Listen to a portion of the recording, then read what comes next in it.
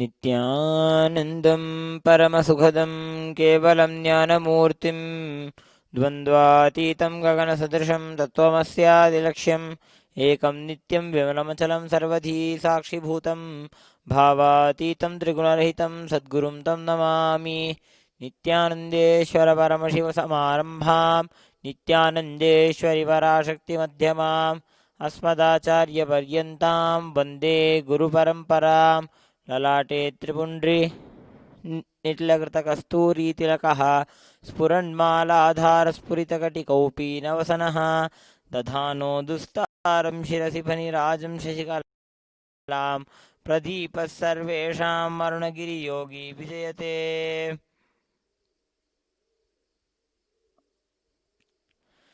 Nityanandam, we welcome all the participants and viewers who are watching this Uttamottama Seva being offered at the feet of Sri Nithyanandeshwari Parashakti Sameta Sri Nithyanandeshwara Paramashiva.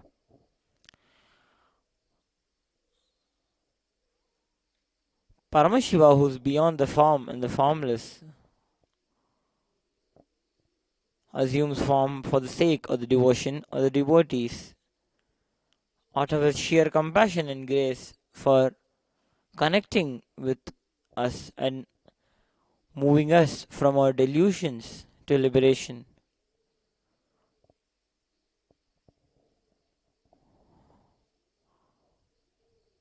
Paramashiva is the source of everything that is manifest and unmanifest.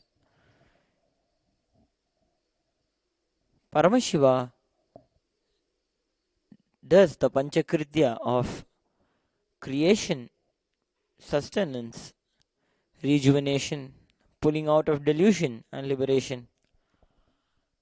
Using his own willpower, he does the first four of the Panchakrityas, but for doing the fifth one, which is the Anugraha, he needs our cooperation and our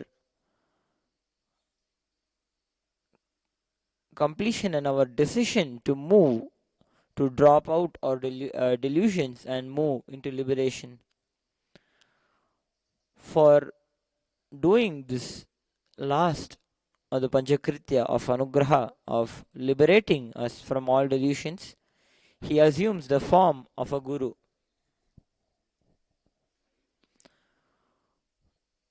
Guru is the Vyakta, the manifest part of Paramashiva, and Paramashiva is the Avyakta, the unmanifest form of the Guru.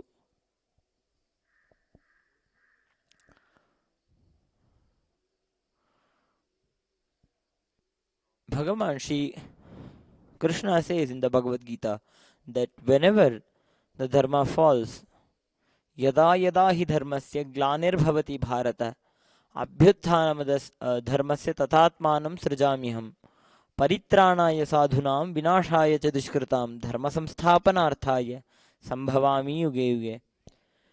Whenever the dharma falls to protect the pious and to destroy the evildoers, Paramashiva incarnates again and again, every age,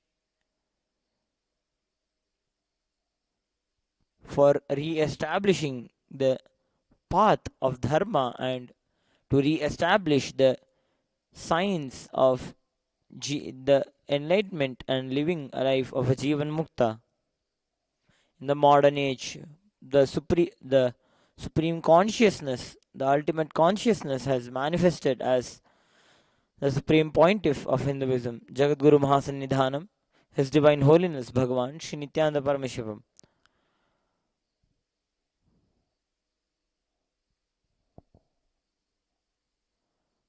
Swamiji has took up the immense responsibility of re-establishing the Shri Kailasas, which are the enlightenment ecosystems all around the world.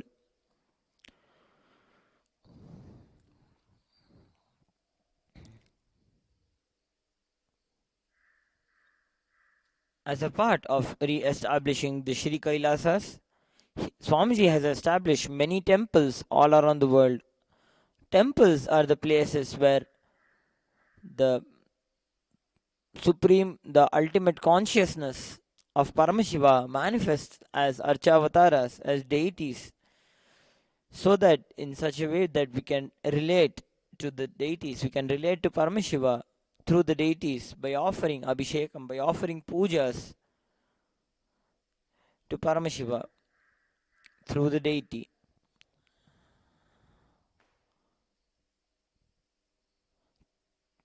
The Sri Kailasa, the lifestyle of the Sanatana Hindu Dharma itself is temple centric. Everything used to happen in temple, may it be teaching, playing, eating, anything, everything in the Sanatana Hindu Dharma used to happen in the temple and being centered onto the temple. When we say about being centric, being temple centric, it is being Paramashiva centric. Anything we used to do, anything we do in, as a part of the lifestyle of Sanatana Hindu Dharma is for Paramashiva, is being centered on the Paramashivatva, the state, space of Paramashiva, which is within us and manifests everything around us.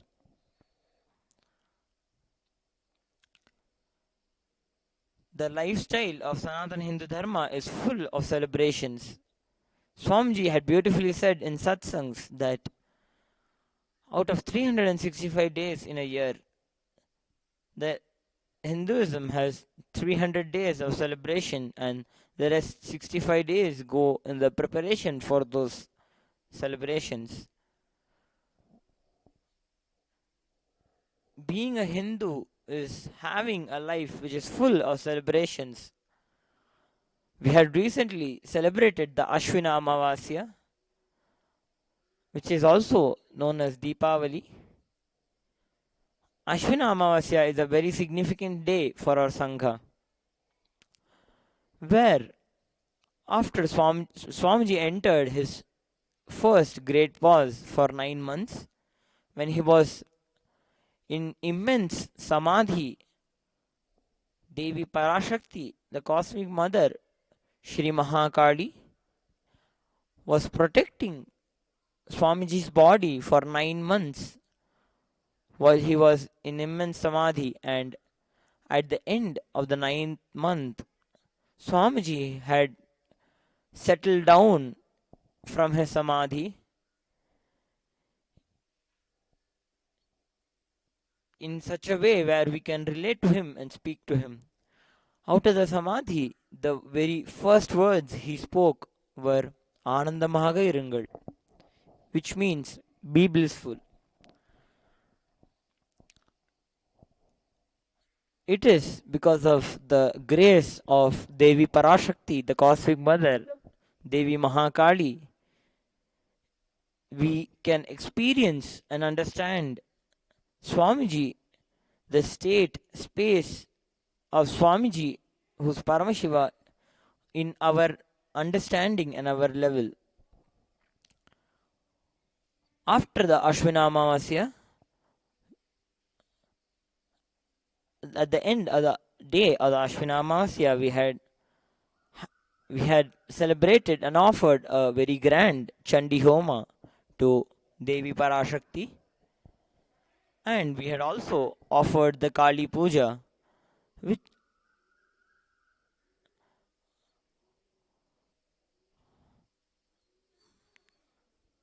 after the Ashwina Amavasya we had celebrated the first day of the Skandashashti Mahotsavam by starting the Shatrusamhara Trishiti Homa. It's a very unique and special Homa offered to Lord Shanmukha Swami, who is the form of Subramanya with 6 faces and 12 hands, being seated on the Mayura.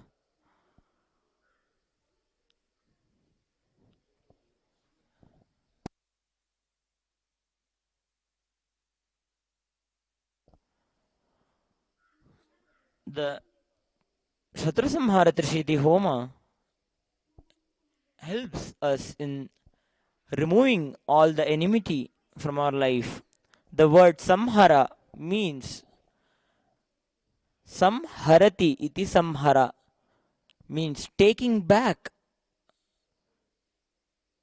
something to its source is called samhara in Sanskritam.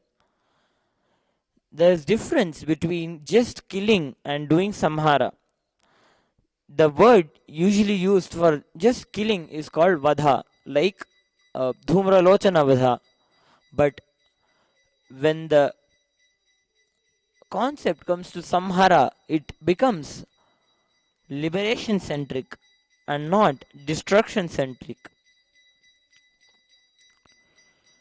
In Devi Mahatmyam, in the 10th chapter of Devi Mahatmyam, Devi says, Ekaivaham jagatyatra dvitiyaka mamapara pashyata dushtamayeva vishantyo madvibhutayaha. She says that there is only me, one in the cosmos, there is no second. When she says that, we need to understand that it is also the enemy, is also her own manifestation. It's just, even the enemy we face in our life is nothing but our own manifestation. Taking back and dropping that enmity within us will destroy all our enemies naturally. Through this Shatru Samhara Trishiti Homam, we destroy the enmity which is there within us to destroy the enemies who are outside.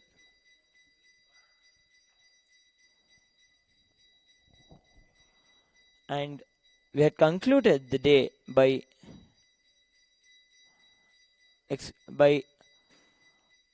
witnessing the Guru Payarchi, which is moving of Lord Brihaspati, who is the Guru of all the Devas, moving into a new Rashi. The time of Guru Payarchi is very special, where we can have the grace of Guru on us in a multifold way. We had celebrated the Guru Payarchi by offering the Dakshinamurti Homam,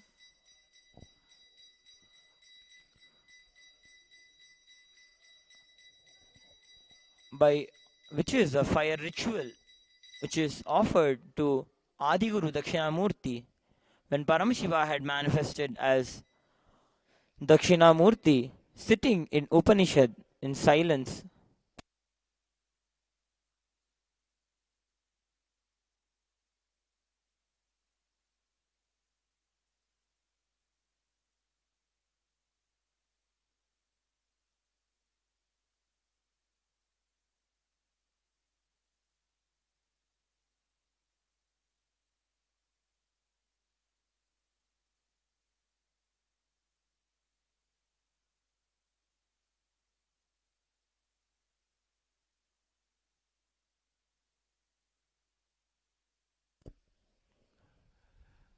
Yesterday was the first day of the Skandasasti Mahotsavam.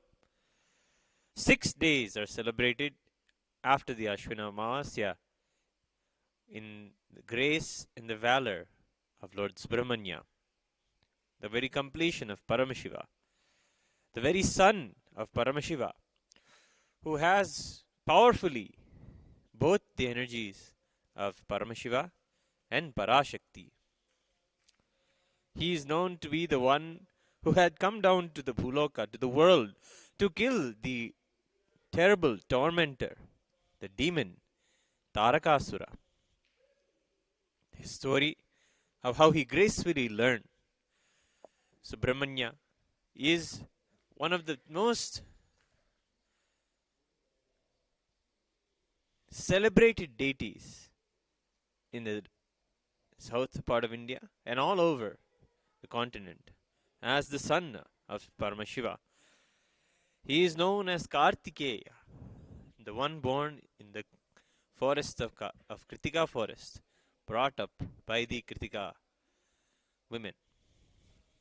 His favorite vehicle to ride is known as the peacock. The beautiful peacock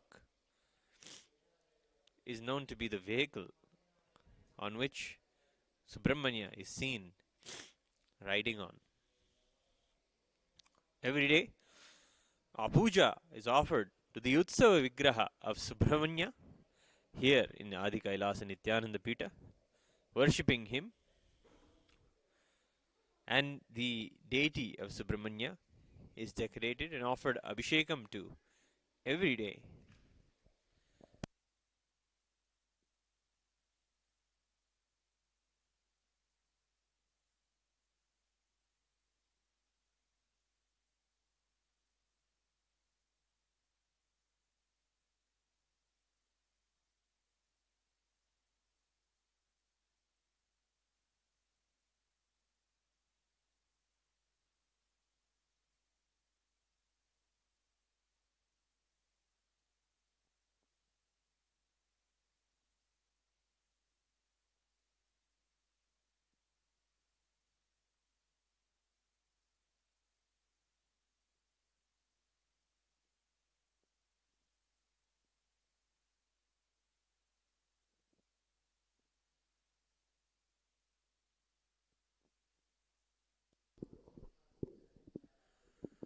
Now, let us get ready for the Uttama Paksha Upachara Yukta Puja.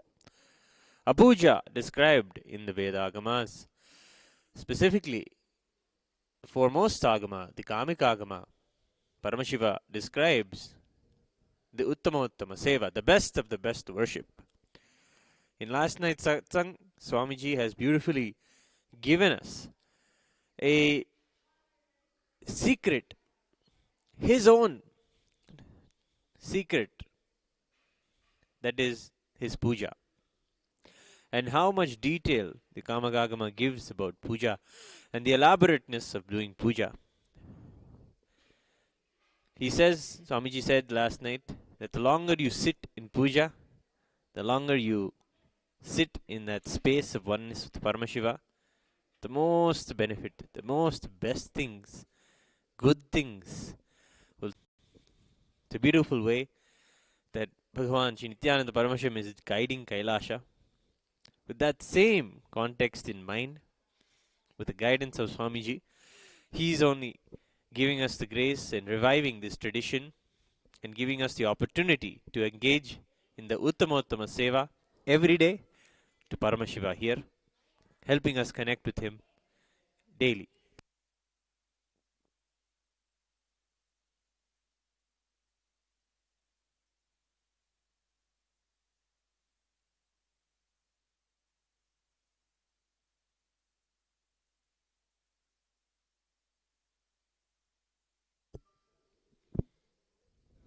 Sorry about that.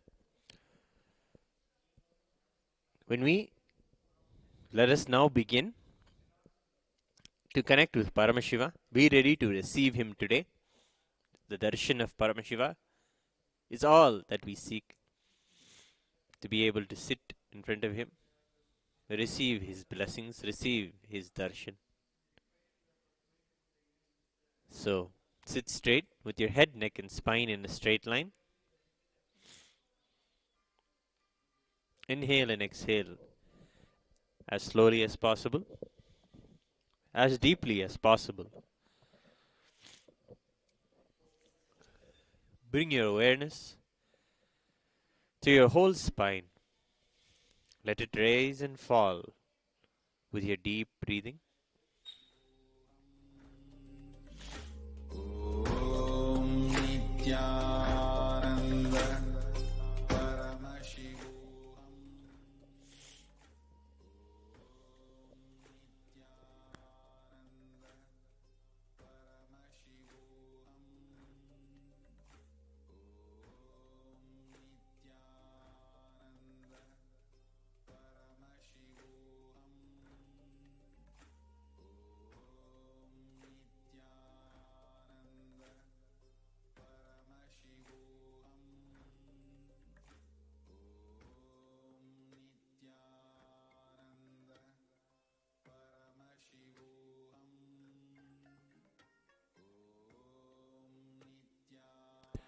Let us now chant the Mahavakya.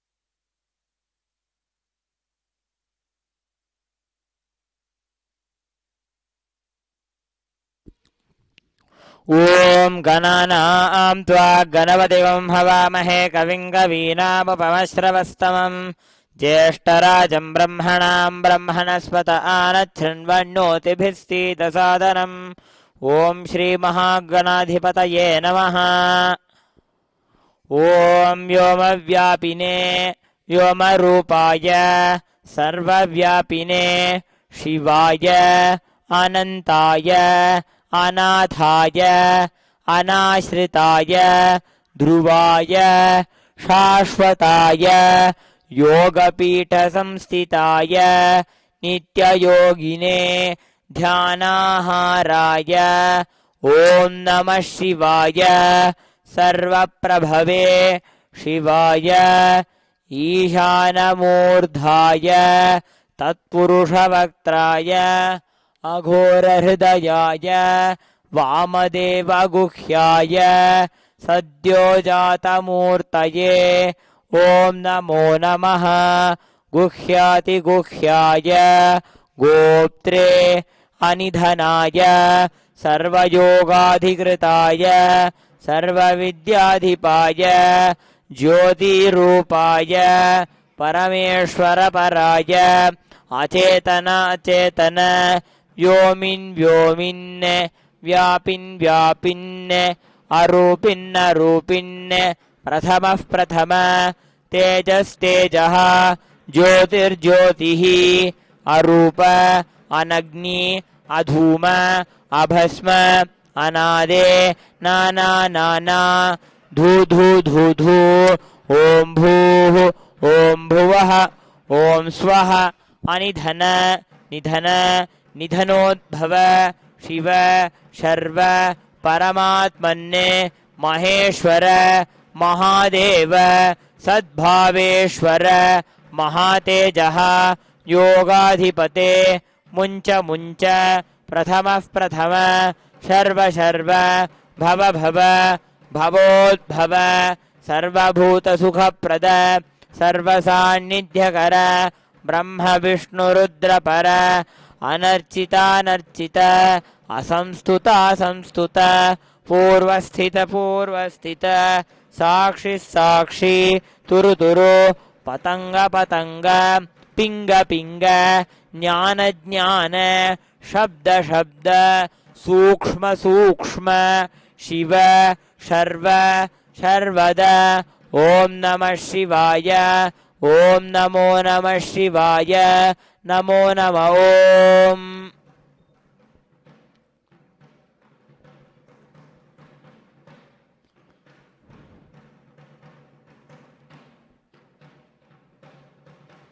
ओम सहनाववतु सहनौ भुनक्तु सह वीर्यं करवावहै तेजस्विनावधीतमस्तु मा विद्विषावहै। ओम शांति शांति शांतिः। ओम दशांगं गुग्गुलोपेदं सुगंधं च सुमनोहरम् आघ्रेय सर्वदेवानां धूपोऽयं प्रतिगृह्यताम्। ओम हां हूं शिवाय नमः। ओम श्री नित्यानंदेश्वरी पराशक्ति समेत श्री नित्यानंदेश्वर परम शिवाय नमः। धूपमाघ्रापयामि।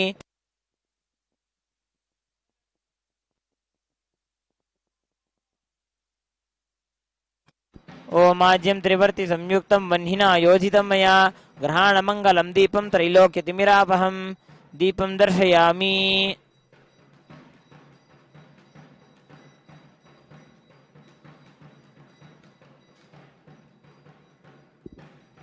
अथ नैवेद्यम् ओम अमृते अमृतोद्भवे अमृतवर्षिणी अमृतं श्रावय श्रावय स्वाहा।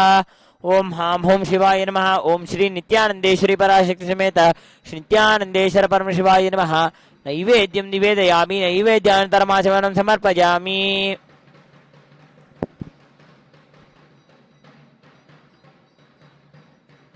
ओम तन्महेशाय विद्महे वाग्विशुद्धाय धीमहि तन्नः शिव प्रचोदयात्। ओम हां हूं शिवाय नमः। ओम श्री नित्यानंदेश्वरी पराशक्ति समेत श्री नित्यानंदेश्वर परम शिवाय नमः। कर्पूर नीराजनं संदर्शयामि रक्षां धारयामि।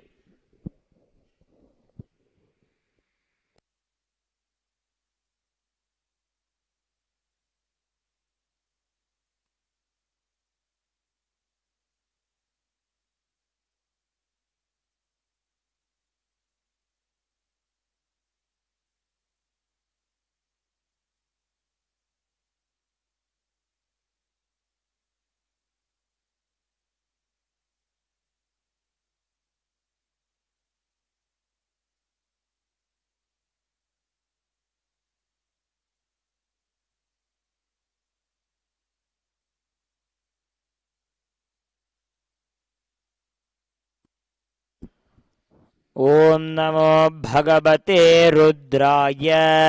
ॐ अथात्मानगुं शिवात्मानगः श्रीरुद्ररूपं ध्यायेत्। शुद्धस्फटिकसङ्काशं त्रिनेत्रं पञ्चवक्त्रकं गङ्गाधरं दशभुजं सर्वाभरणभूषितं नीलग्रीवं शशाङ्काङ्कं नागयज्ञोपवीतिनं व्याघ्रचर्मोत्तरीयं च वरेण्यम् अभयप्रदं कमण्डलवक्षसूत्राणां धारिणं शूलपाणिनं ज्वलन्तं पिङ्गलजटाशिखामुद्योतधारिणं वृषस्कन्धसमारूढम् उमादेहार्दधारिणम् अमृतेनाप्लुतं शान्तं दिव्यभोगसमन्वितं दिग्देवतासमायुक्तं सुरासुरनमस्कृतं नित्यं च शाश्वतं शुद्धं ध्रुवमक्षरमव्ययं सर्वव्यापिनमीशानं रुद्रं वै विश्वरूपिणम् एवं ध्यात्वा द्विजः सम्यक् ततो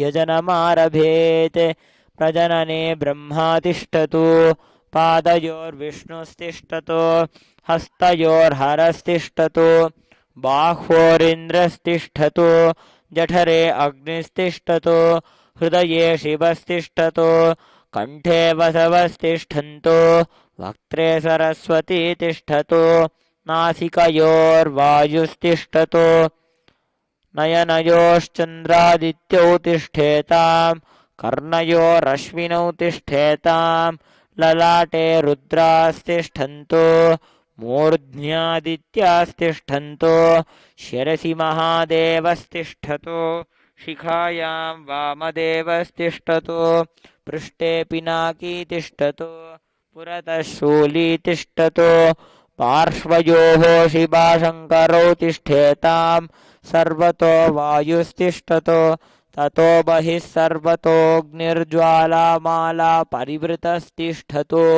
सर्वेष्वङ्गेषु सर्वा देवता यथा स्थानं तिष्ठन्तो मां रक्षन्तु सर्वान् महाञ्जनान् रक्षन्तु सर्वान् नित्यानन्दभक्तान् रक्षन्तु अग्निर्मे वाचि श्रुतः वाग्हृदये हृदयं मयि अहममृते अमृतं ब्रह्मणि वायुर्मे प्राणे श्रुतः प्राणो हृदये हृदयं मयि अहममृते अमृतं ब्रह्मणि सूर्यो मे चक्षुषि श्रुतः चक्षुर्हृदये हृदयं मयि अहममृते अमृतं ब्रह्मणि चन्द्रमा मे मनसि श्रुतः मनो हृदये हृदयं मयि अहममृते अमृतं ब्रह्मणि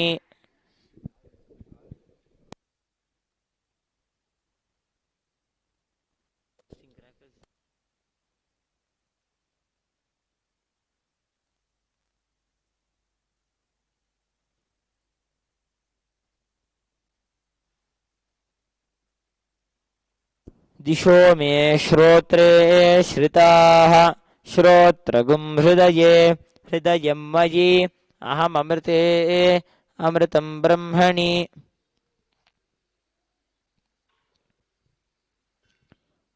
पृथिवी मे शरीरे श्रिताः शरीरगुं हृदये हृदयं मयि अहममृते अमृतं ब्रह्मणि औषधिवनस्पतयो मे लोमसुश्रिताः लोमानि हृदये हृदयं मयि अहममृते अमृतं ब्रह्मणि इन्द्रो मे बले श्रितः बलगुं हृदये हृदयं मयि अहममृते अमृतं ब्रह्मणि पर्जन्यो मे मूर्ध्निश्रितः मूर्धा हृदये हृदयं मयि अहममृते अमृतं ब्रह्मणि ईशानो मे मन्यौ श्रुतः मन्युर्हृदये हृदयं मयि अहममृते अमृतं ब्रह्मणि आत्मा म आत्मनि श्रितः आत्मा हृदये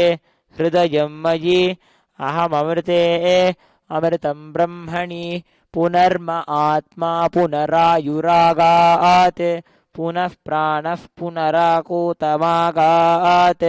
वैश्वानरो रश्मिभिर्वावृधानः अन्तस्तिष्ठत्वमृतस्य गोपाः।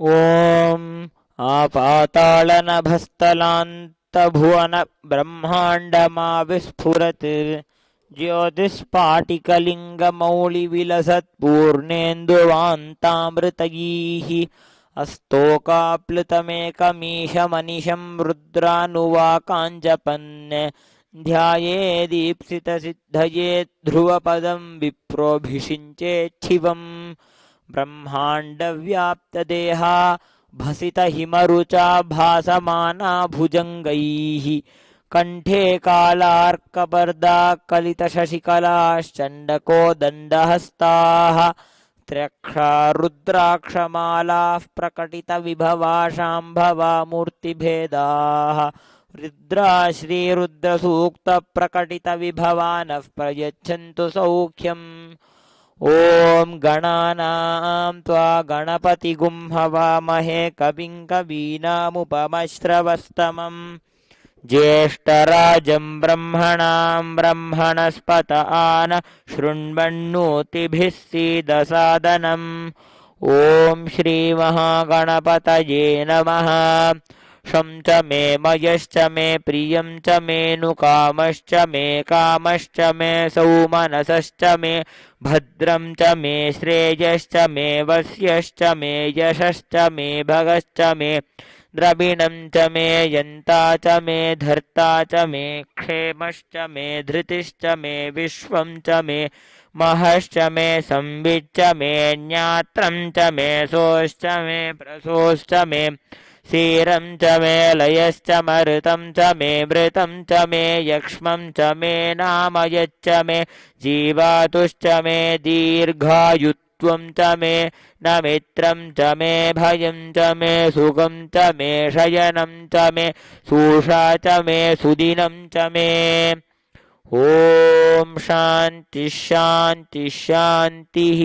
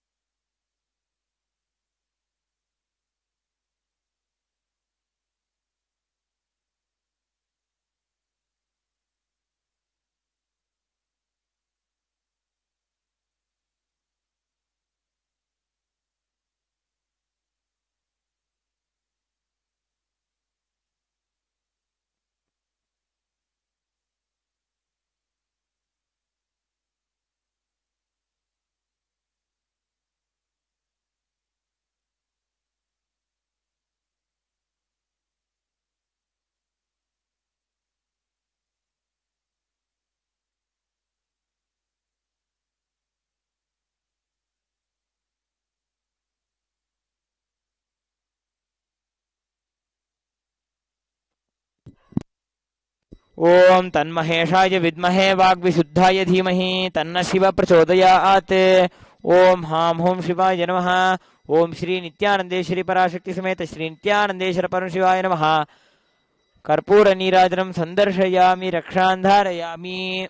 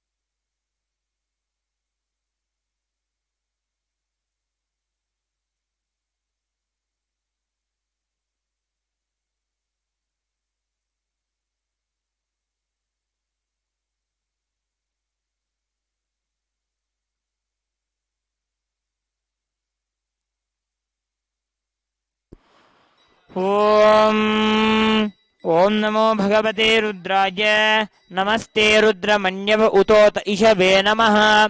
नमस्ते अस्तु धन्वने बाहुभ्यामुत ते नमः। यात इषु शिवतमा शिवं बभूव ते धनुः। शिवाशरव्या यातवतया नो रुद्रमृडया। या ते रुद्रशिवा तनूरघोरा पापकाशिनी। तया नस्तनुवाशन्तमया गिरिशन्ताभिचाकशीः। यामिषुं गिरिशन्तहस्ते बिभर्ह्यस्तवे। शिवां गिरित्रतां कुरु माहि गुंसीः पुरुषं जगते। शिवेन वचसा त्वा गिरिशाच्छापदामसि। यथा नः सर्वमिज्जगदयक्ष्मगुं सुमना असते। अध्यवोचदधिवक्ताः प्रथमो दैव्योऽभिषके। अहीगश्च सर्वान् जम्भयन् सर्वाश्च यातु धान्यः। असौ यस्ताम्रो अरुण उत बभ्रुः सुमङ्गलः। ये चेमागुं रुद्रा अभितो दिक्षु श्रुता। सहस्रशो वैशागुं हेडयीमहे। असौ यो वसर्पति नीलग्रीवो विलोहितः। उतैनं गोपा अदृशन्नदृशन्नुत हार्यः। उतैनं विश्वा भूतानि स दृष्टो मृडयातिनः। नमो अस्तु नीलग्रीवाय सहस्राक्षाय मीडुषे। अथो ये अस्य सत्त्वानोऽहं देभ्यो करं नमः। प्रमुञ्च धन्वनस्त्वमुभयोरात्निजोर्ज्याम्। याश्च ते हस्त इषव पराता भगवो वप। अवदत्य धनुस्त्वगुं सहस्राक्षदते शुधे। निशीर्य शल्यानामुखा शिवो नः सुमना भव। बीज्यं धनुःकपर्दिनो विशल्यो बाणवागुम् उत। अनेषण्णस्येषव आभुरस्य निषङ्गतिः। या ते हेतिर्मीढुष्टमहस्ते बभूव ते धनुः। तयास्मान् विश्वतस्त्वमयक्ष्मया परिभुज। नमस्ते अस्त्वायुधाय नातताय धृष्णवे। उभाभ्यामुत ते नमो बाहुभ्यां तव धन्वने। परिते धन्वनो हेतिरस्मान् वृणक्तु विश्वतः। अथो य इषुधिस्तवारे अस्मन्निधेहितम्। नमस्ते अस्तु भगवन् विश्वेश्वराय महादेवाय त्र्यम्बकाय त्रिपुरान्तकाय त्रिकालाग्निकालाय कालाग्निरुद्राय नीलकण्ठाय नित्यानन्दाय मृत्युञ्जयाय सर्वेश्वराय सदाशिवाय श्रीमन्महादेवाय नमः।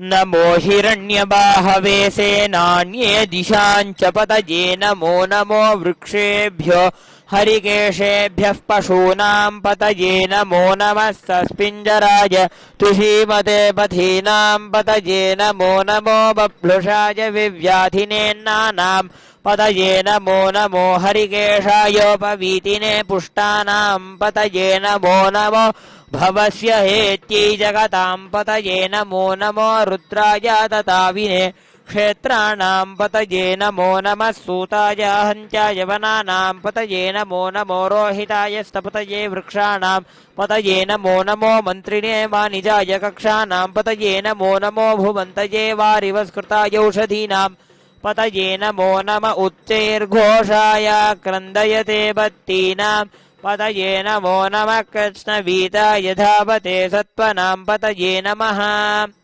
नमः सहमानाय निव्याधिन आव्याधिनीनां पतये नमो नमः ककुभाय निषङ्गिणे स्तेनानां पतये नमो नमो निषङ्गिण इषुधिमते तस्कराणां पतये नमो नमो वञ्चते परिवञ्चते स्तायूनां पतये नमो नमो निचेरवे परिचरायारण्यानां पतये नमो नमः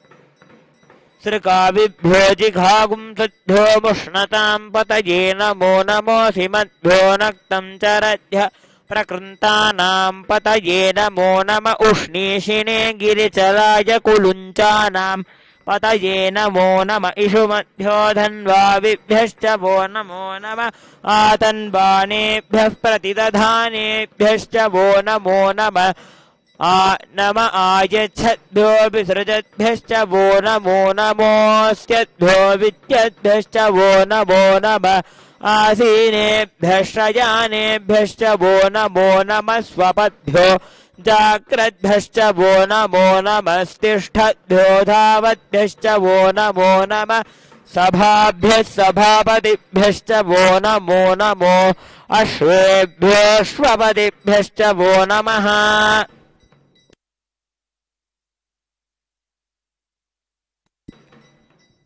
नम आव्याधिनीभ्यो विविध्यन्तेभ्यश्च वो नमो नम उगणाभ्यस्त्रिगुंहतेभ्यश्च वो नमो नमो गृत्सेभ्यो गृत्सपदेभ्यश्च वो नमो नमो व्रातेभ्यो व्रातपदेभ्यश्च वो नमो नमो गणेभ्यो गणपतिभ्यश्च वो नमो नमो विरूपेभ्यो विश्वरूपेभ्यश्च वो नमो नमो महद्भ्यः क्षुल्लकेभ्यश्च वो नमो रथिभ्यो रथेभ्यश्च वो नमो रथेभ्यो रथपतिभ्यश्च वो नमो नमः सेनाभ्यः सेनानिभ्यश्च वो नमो नमः क्षत्रुभ्यः सङ्ग्रहेतृभ्यश्च वो नमो नमस्तक्षद्भ्यो रथकारेभ्यश्च वो नमो नमः कुलालेभ्यः कर्मारेभ्यश्च वो नमो नमः पुञ्जिष्टेभ्यो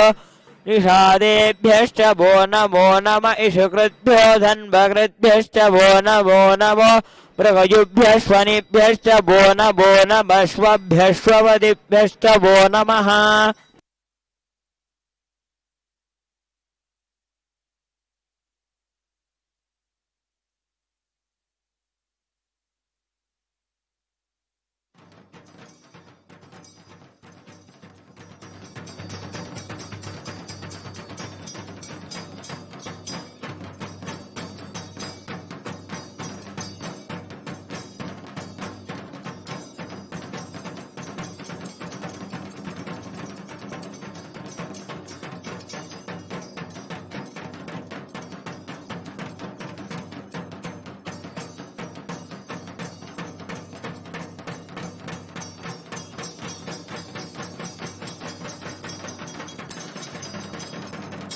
ॐ राजाधिराजाय प्रसह्य साहिने नमो वयं वै श्रवणाय कुर्महे समे कामां कामकामाय मह्यं कामेश्वरो वै श्रवणो ददातु कुबेराय वै श्रवणाय महाराजाय नमः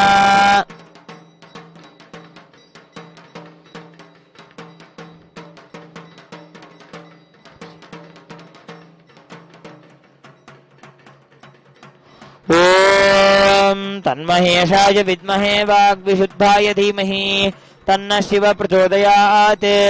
ओम हां हूं शिवाय नमः। ओम श्री नित्यानंदेश्वरी पराशक्ति समेत श्री नित्यानंदेश्वर परमशिवाय नमः। कर्पूर नीराजनं संदर्शयामि रक्षां धारयामि।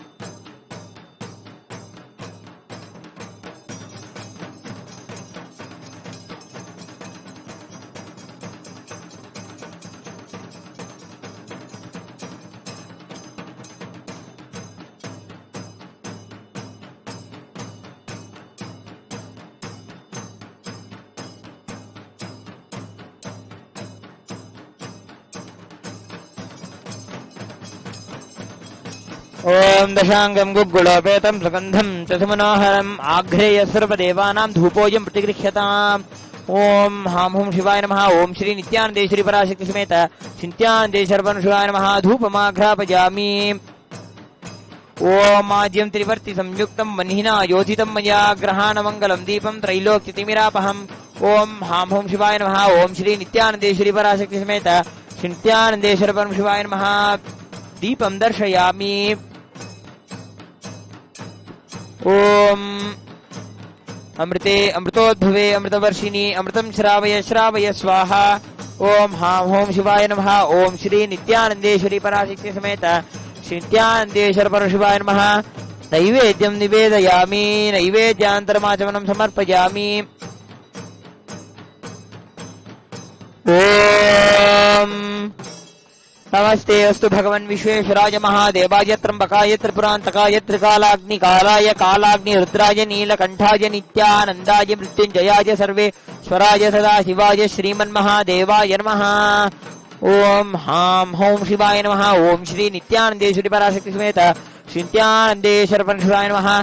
कर्पूर नीराजनं संदर्शयामि रक्षां धारयामि।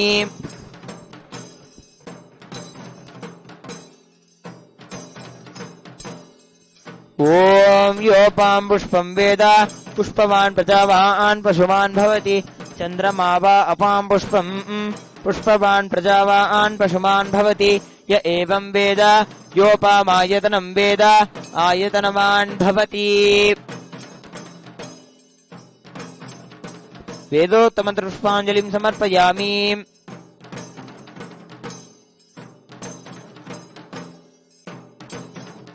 The next offering as a part of the Uttamottama Seva is the offering of the Chaturveda.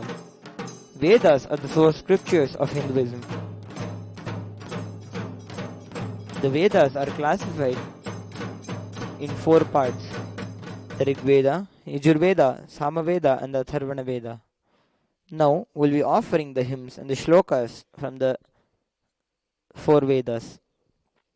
देवदेवोत्तम देवता सर्वभौम अखिलांड कोटि ब्रह्मांड नायक श्री नित्यानंदेश्वरी पराशक्ति समेत श्री नित्यानंदेश्वर परमशिव चतुर्वेद प्रिय चतुर्वेदमवधारय।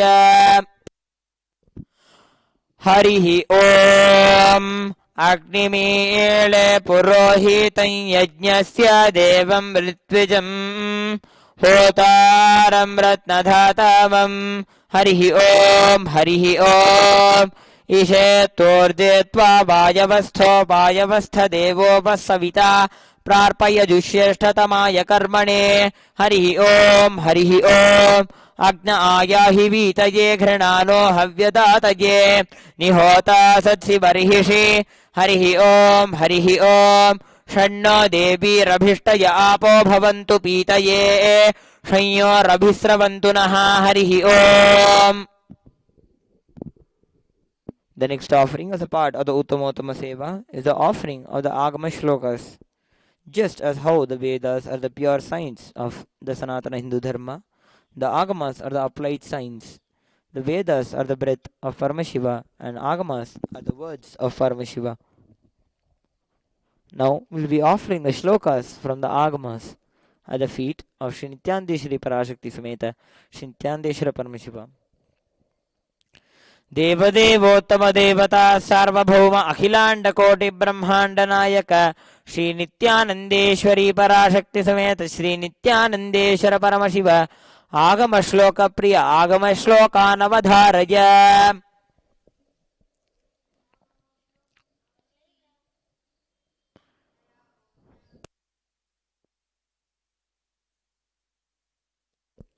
श्री भगवानुवाच अति कौतूहलाविष्टा पृच्छस्येतच्छृणु प्रिये यन्मे नेत्रान्तरे वह्निः यद्वामृतमनुत्तमम्.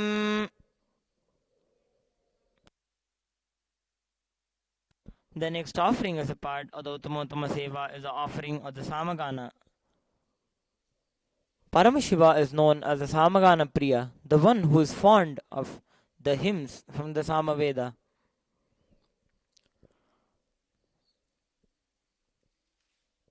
देवदेवोत्तम देवता सार्वभौम अखिलांड कोटि ब्रह्मांड नायक श्री नित्यानंदेश्वरी पराशक्ति समेत श्री नित्यानंदेश्वर परमशिव सामगान प्रिय सामगानमवधारय. एतत् सामगायन्नास्ते हावू अहमन्नमहमन्नमहमन्नम् अहमन्नादो अहमन्नादो अहमन्नादः अहग्श्लोककृत अहग्श्लोककृत अहग्श्लोककृत अहमस्मि प्रथमजाऋतास्य पूर्वं देवेभ्यो अमृतस्य नाभाजी यो मा ददाति सैदेवमावाह अहमन्नमन्नमदन्तमाद्मि अहं विश्वम्भो नमभ्यभवां सुवर्णज्योतिः हरिः ओम्.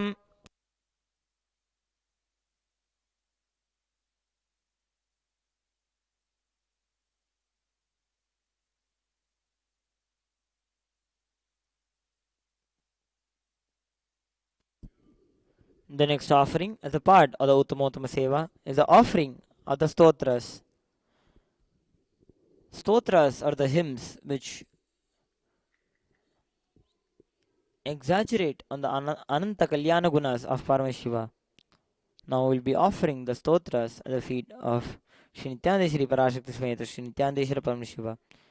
देवदेवोत्तम देवता सार्वभौम अखिलांड कोटि ब्रह्मांड नायक श्री नित्यानंदेश्वरी पराशक्ति समेत श्री नित्यानंदेश्वर परमशिव स्तोत्र प्रिय स्तोत्रमवधारय.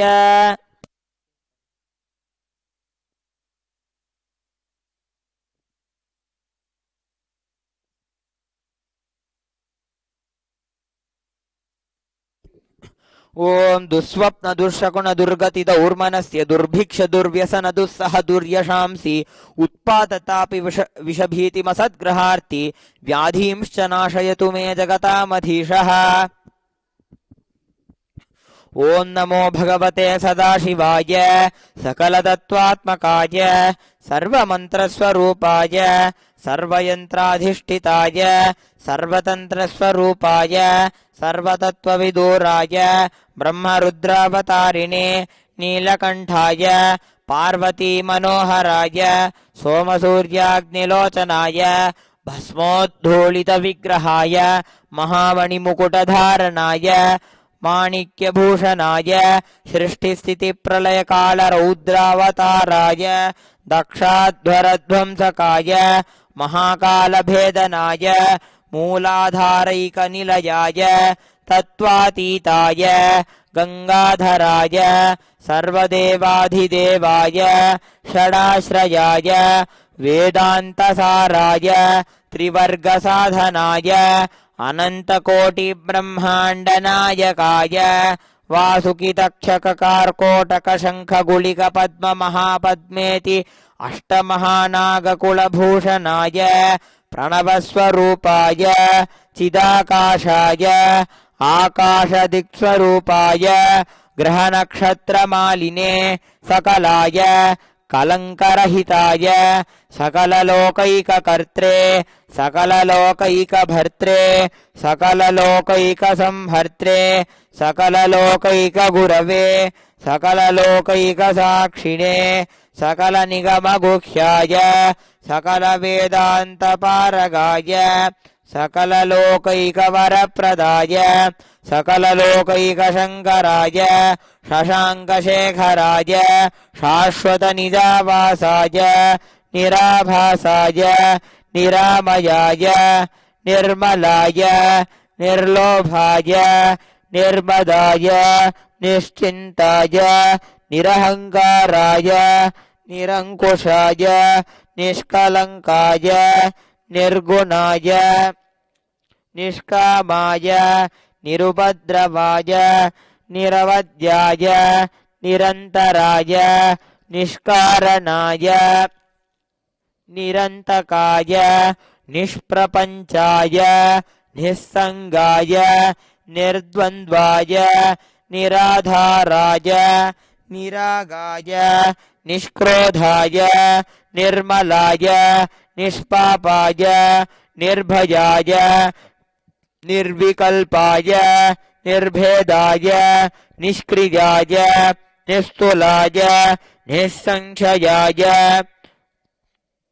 निरञ्जनाय निरुपमविभवाय नित्यशुद्धबुद्धपरिपूर्णसच्चिदानन्दाद्वयाय परमशान्तस्वरूपाय तेजोरूपाय तेजोमयाय जय जय रुद्र महारौद्र भद्रावतार महाभैरव कालभैरव कल्पान्तभैरव कपालमालाधर खट्वांग खड्गचर्म पाशाङ्कुशडमरशूलचापबाणगदा शक्तिभिन्दिपाल तोमर मुसलमुद्गर पाशपरिग भुजुण्डीशतग्नि चक्राद्यायुधभीषणकर सहस्रमुख दंष्ट्राकरालवदन विकटाट्टहास विस्फारित ब्रह्माण्डमण्डल नागेन्द्रकुण्डल नागेन्द्रहार नागेन्द्रवलय नागेन्द्रचर्मधर मृत्युञ्जय त्र्यम्बक त्रिपुरान्तक विश्वरूप विरूपाक्ष विश्वेश्वर वृषभवाहन विषभूषण विश्वतोमुख सर्वतो रक्ष रक्ष मां ज्वल ज्वल महामृत्युम् अपमृत्युभयं नाशय नाशय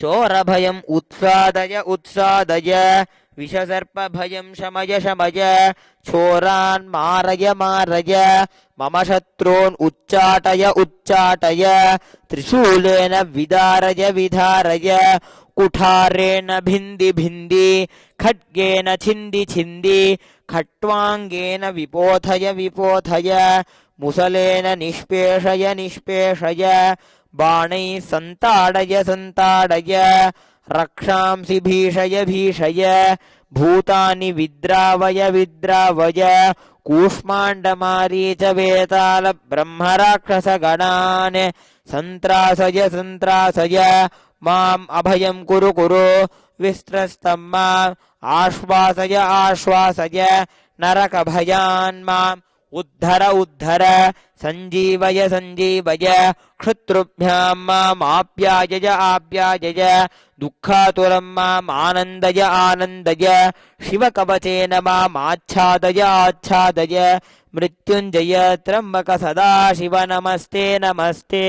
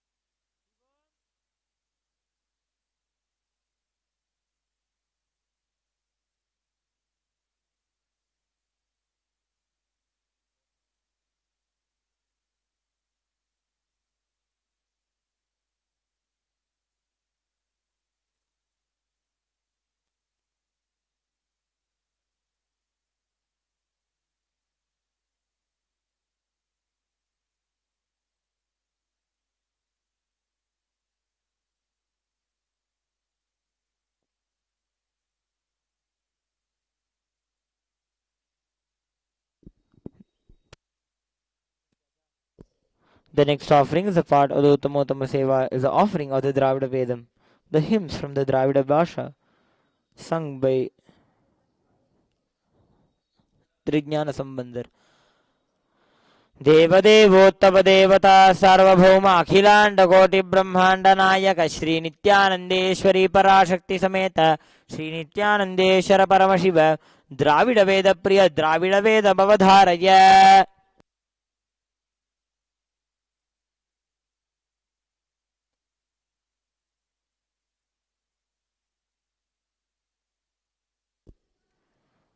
शिवा त्रिचुट्रंबलम தோடுடைய செவியன் விடையேறிவோர் தூவன் மதிசூடி காடுடைய சுடலை பொடி பூசியன் உள்ளம் கவர்கல்வன் ஏடுடைய வளரான் ஒனை நான் பணிந்தேர்த்த அருள் செய்த பீடுடைய பிரமாபுரம் மேவிய பெம்மான் இவனன்றே. சிவா திருச்சிற்றம்பலம்.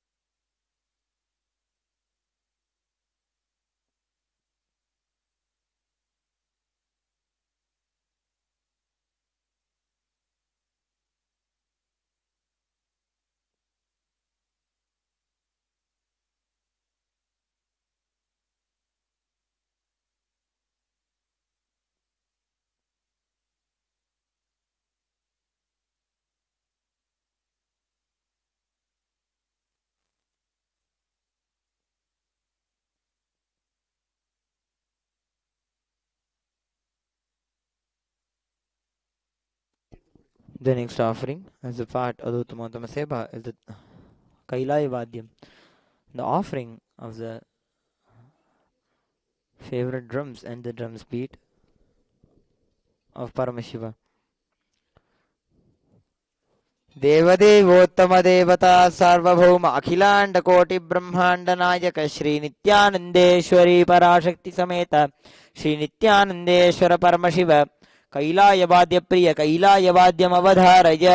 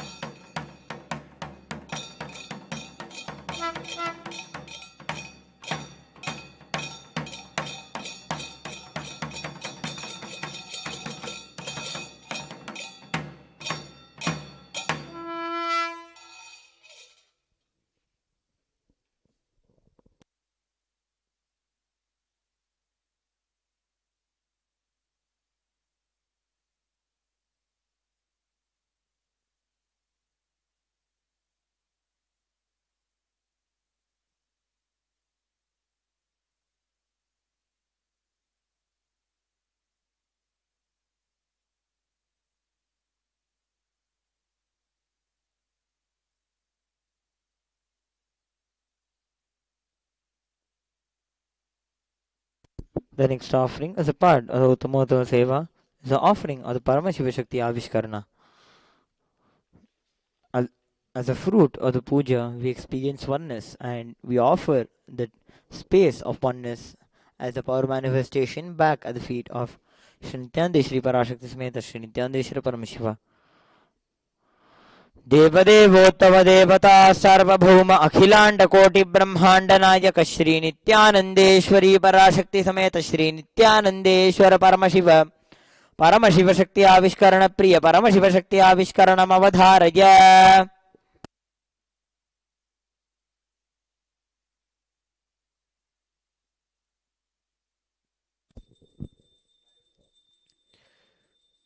Nityanandam, as part of today's Paramashiva Shakti Avishkarana, offered to Shri Nithyananda Shri Parashakti Samhita Shri Nithyananda Shri Paramashiva and our beloved Guru Bhagavan Shri Nithyananda Paramashivam, offering of this power manifestation of consciousness or matter at his feet.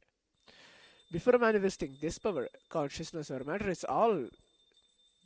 about where your identity is not being placed, and the identity or the image of Paramashiva, the Adi primordial Guru who plays the roles of creation, maintenance, rejuvenation, pulling out of delusion and liberation, with Mother Parashakti herself, Devi herself, sitting with 25 faces, 50 hands, and running this whole universe.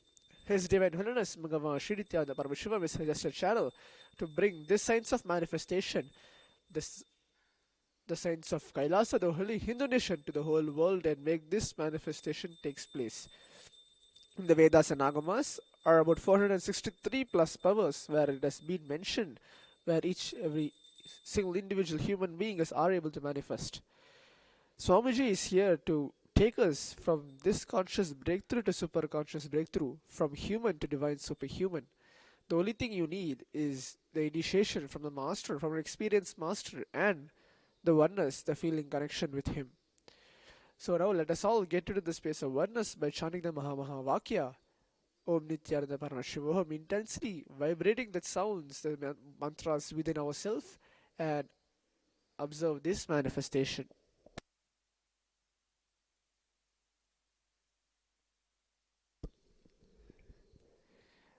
Nithyananda Paramashivoham, Om Nithyananda Paramashivoham, Paramashivoham. Om Nithyananda Paramashivoham. Om Nithyananda Paramashivoham. Om Nithyananda Paramashivoham. Om Nithyananda Paramashivoham. Om Nithyananda Paramashivoham. Om Nithyananda Paramashivoham. Om Nithyananda Paramashivoham. Om Nithyananda Paramashivoham.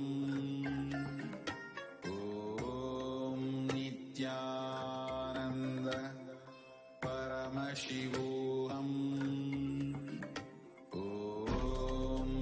Om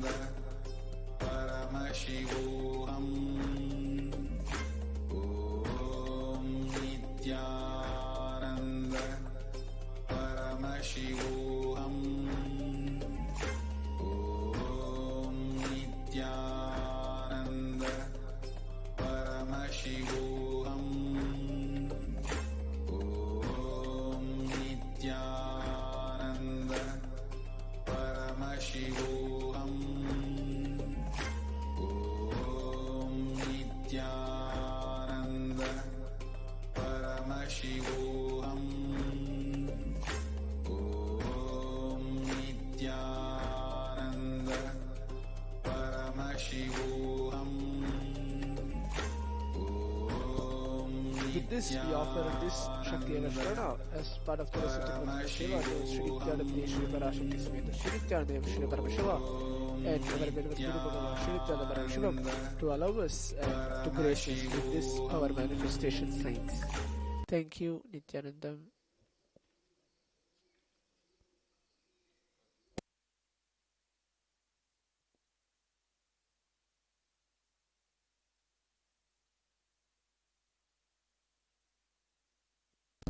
देवदेवोत्तमं देवता सार्वभौमम् अखिलाण्डकोटिब्रह्माण्डनायकं श्रीनित्यानन्देश्वरी पराशक्तिसमेतं श्रीनित्यानन्देश्वर परमशिवम् अष्टपुष्पैरभ्यर्च्य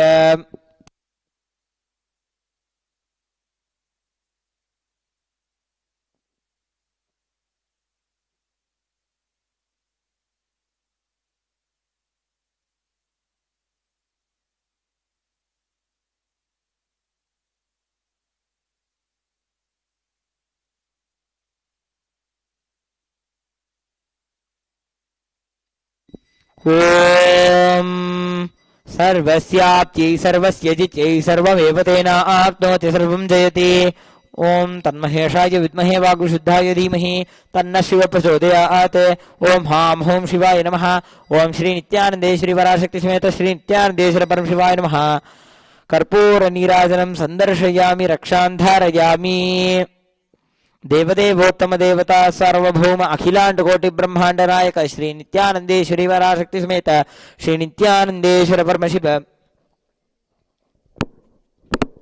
आशीर्वाद प्रिय आशीर्वादम् अवधारय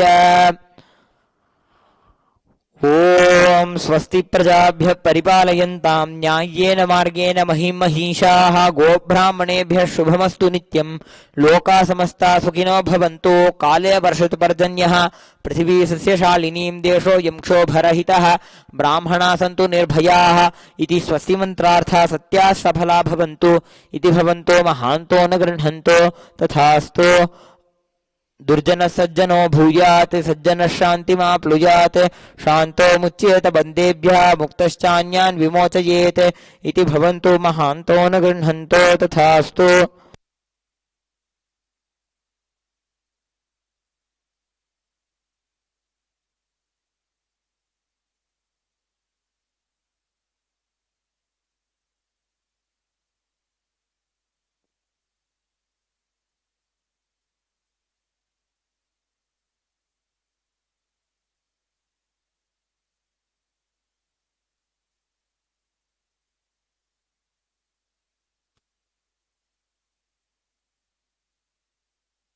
अपुत्राः पुत्रिणः सन्तु पौत्रिणः अधनाः सधनाः सन्तु जीवन्तु शरदर्शतम् इति भवन्तो महान्तो न गृह्णन्तो तथास्तु राजा धर्मपतिः प्रजासु चरिताः पूजा धना सज्जनाः षट्कर्म प्रवरा द्विजाः प्रतिदिनं विद्या अनवद्या सदा वाणी सन्निहिता चिरं कविमुखैः सानन्दमव्याकुलाः सर्वे सन्तु वैदिकधर्म अनुष्ठातारः सौजन्यसन्तोषिणः इति स्वस्ति मन्त्रार्थाः सत्याः सफला भवन्तु इति भवन्तो महान्तो न गृह्णन्तो तथास्तु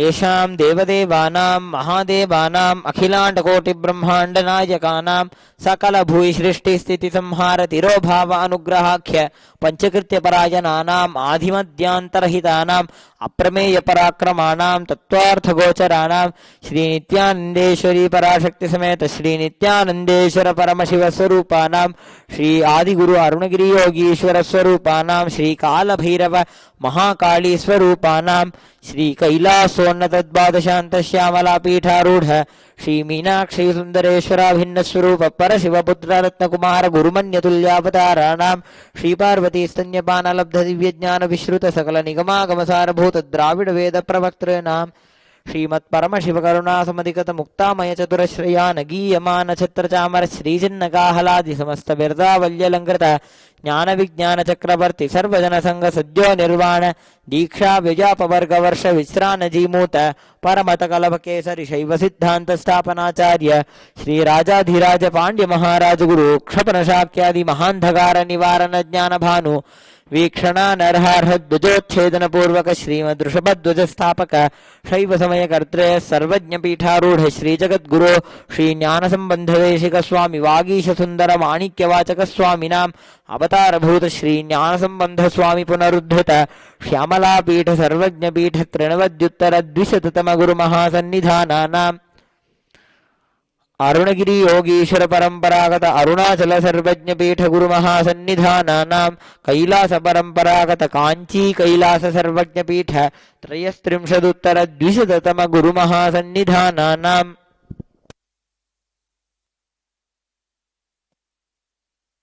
नित्योत्सव नित्यमंगल नित्य कल्याण नित्यरचित कैलास परंपरागत आदि कैलास नित्यानंद पीठ महासंस्थान महासिंहासन पीठकर्तॄणां साक्षात् श्री परमशिव समुद्भूत कैलास परंपरागत वैवस्वतमनु इक्ष्वाकु हरिश्चंद्र भगीरथ श्रीरामचंद्र शूरसेन इत्याद्यनवच्छिन्न सार्वभौम चक्रवर्ती परंपरागत चतुष्षष्टि योगिनी मंडित चतुष्षष्टि संप्रदाय प्रवर्तक मनुधर्म शासन सूर्यवंश प्राप्त सर्वज्ञपीठ सुरांगी साम्राज्य मूर्धाभिषिक्त चूड़ामणीनाम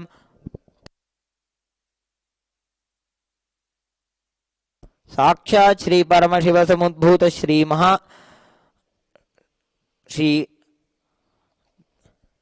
कपिल महागुरु पुनरुद्धृत महानिर्वाणी पीठ अष्टोत्तर सहस्र श्री महामंडलेश्वरानां साक्षात् श्री परमशिव समुद्भूत श्री महागणपति समारंभ अनवच्छिन्न पीठाधीश्वर गुरु परंपरा प्राप्त अटल पीठ अष्टोत्तर सहस्र श्री अटल पीठाधीश्वरानां धर्म मुक्ति स्वर्गपुर स्वर्ण पीठ त्रयोविंश गुरु महासन्निधानानां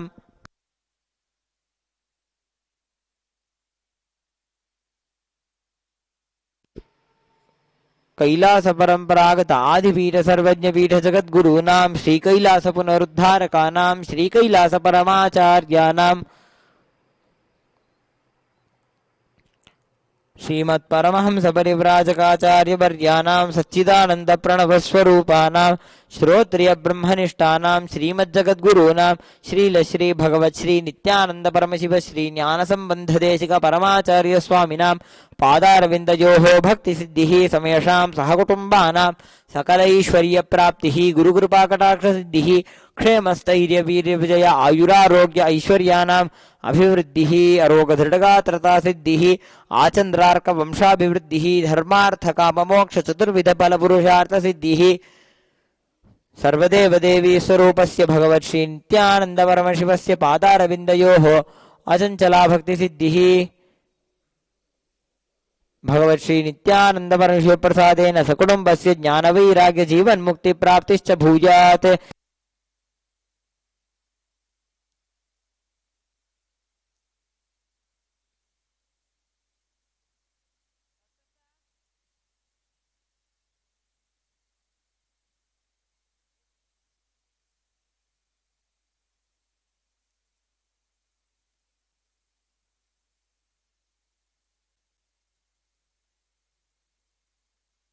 इति भवन्तो महान्तो न गृह्णन्तो तथास्तु सर्वे जना सुखिनः सन्तो तथास्तु सर्वेषां शान्तिर्भवतु तथास्तु समस्त सन्मङ्गलानि सन्तो तथास्तु सर्वत्र नित्यानन्दध्वजारोहणं भवतु तथास्तु सर्वेषां भगवत् श्री नित्यानन्द परमशिव श्री ज्ञानसम्बन्धदेशिक परमाचार्य स्वामिनां परिपूर्ण कृपाकटाक्ष सिद्धिः अस्तु तथास्तु अयं धर्मः उत्तरोत्तरम् अभिवृद्धिरस्तु तथास्तु सर्वं भगवत् श्री नित्यानंद परमशिव पादुकार्पणमस्तु।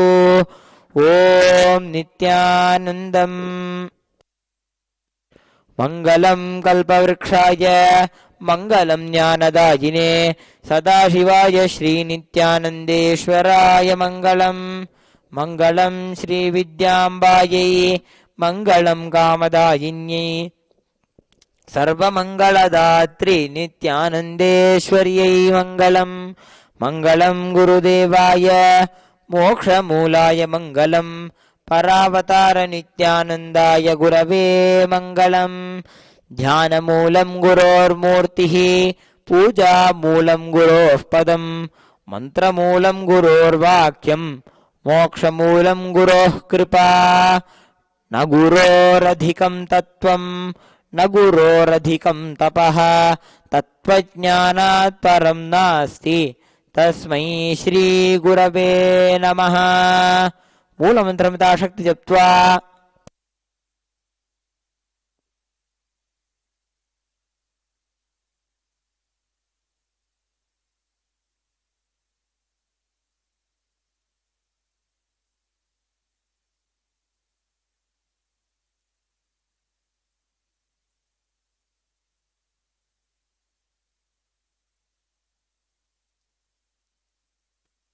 ॐ यत्किञ्चित् कर्म देवेश सदा सुकृतदुष्कृतं तन्मे शिवपदस्थस्य भुङ्क्षोक्षोपय शङ्कर. शिवो दाता शिवो भोक्ता शिवः सर्वमिदं जगत्. शिवो यजति सर्वत्र यः शिवः सोऽहमेव तु. जपं समर्प्य ॐ पूर्णमदः पूर्णमिदं पूर्णात् पूर्णमुदच्यते पूर्णस्य पूर्णमादाय पूर्णमेवावशिष्यते. ॐ शान्तिः शान्तिः शान्तिः. हरिः ॐ तत्सत्. सर्वं भगवत् Shri Nityanand Paramshiva पादुकार्पणमस्तु.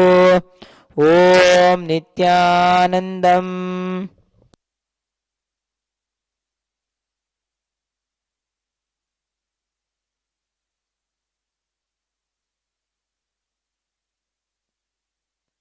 The next offering, as a part of the Uttamattama Seva, is the offering of the Jnanapada Vivarna. देवदेवोत्तम देवता सार्वभौम अखिलांड कोटि ब्रह्मांड नायक श्री नित्यानंदेश्वरी पराशक्ति समेत श्री नित्यानंदेश्वर परमशिव ज्ञानपाद विवरण प्रिय ज्ञानपाद विवरण अवधारय.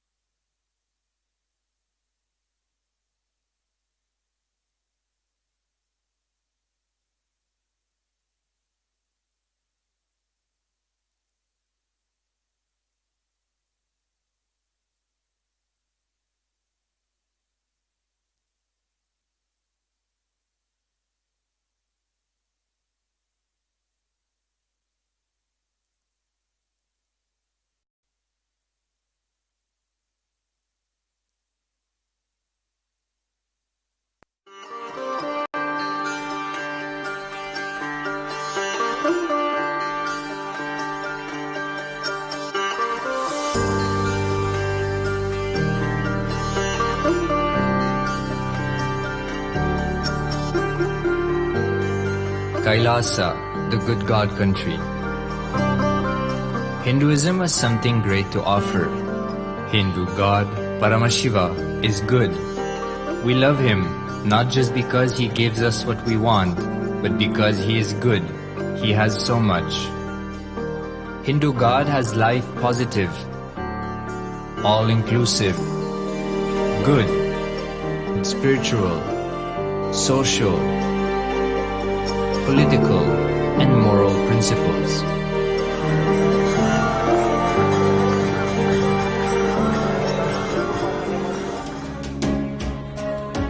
Hindu principles are guaranteed solutions for all the major problems of humanity: resettlement, violence and lawfare, impoverishment, inequality, environmental footprint, pandemic and biowar, disputes, feminist movement, women's rights, child rights, minority rights, linguistic rights, human rights.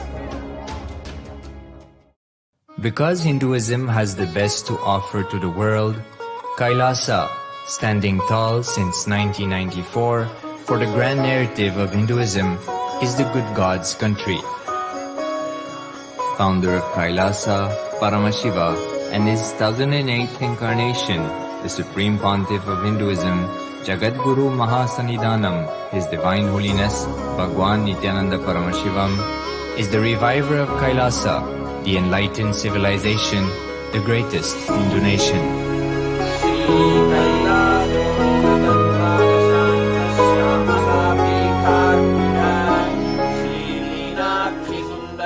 His Divine Holiness was birthed by his predecessors of enlightened masters, great rishis, munis, siddhas,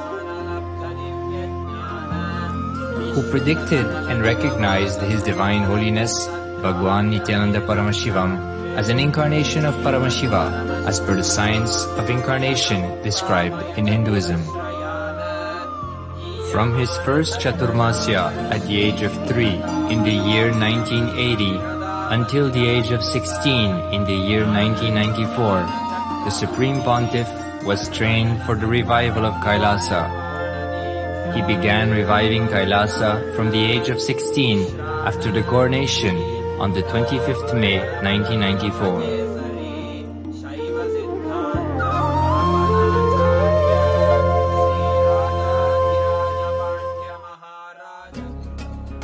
Kailasa that we see today is 26 years of sincere hard work of the reviver and Hindu diaspora all over the world.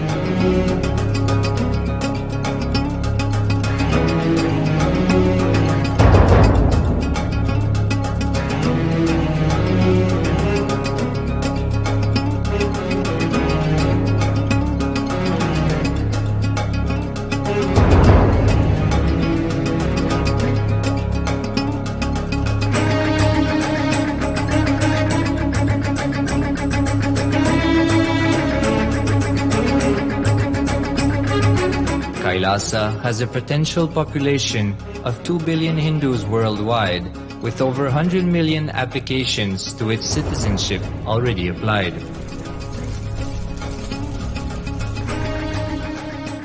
Hinduism has stood over 10,000 years as an enlightened civilization, has been a global beacon of spiritual and timeless wisdom,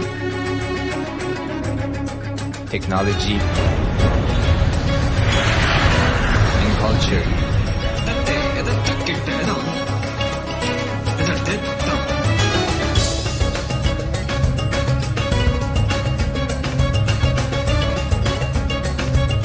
He's wearing a grey jacket. His name is Boris.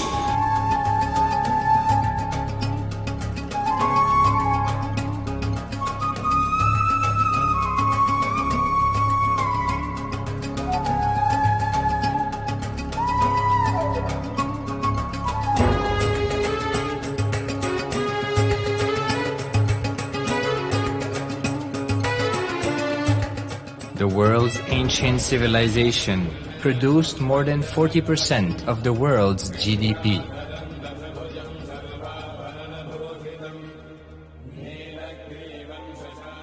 Purpose of life is to experience oneness with the ultimate reality, Paramashiva. Life exists on the planet Earth for last 40 billion years, and 5 times life faced complete extinction on the planet Earth. But somewhere one DNA, one cell, living organism is thrown out of planet Earth, preserved inside a volcano rock after millions of years comes back to earth due to gravity or whatever.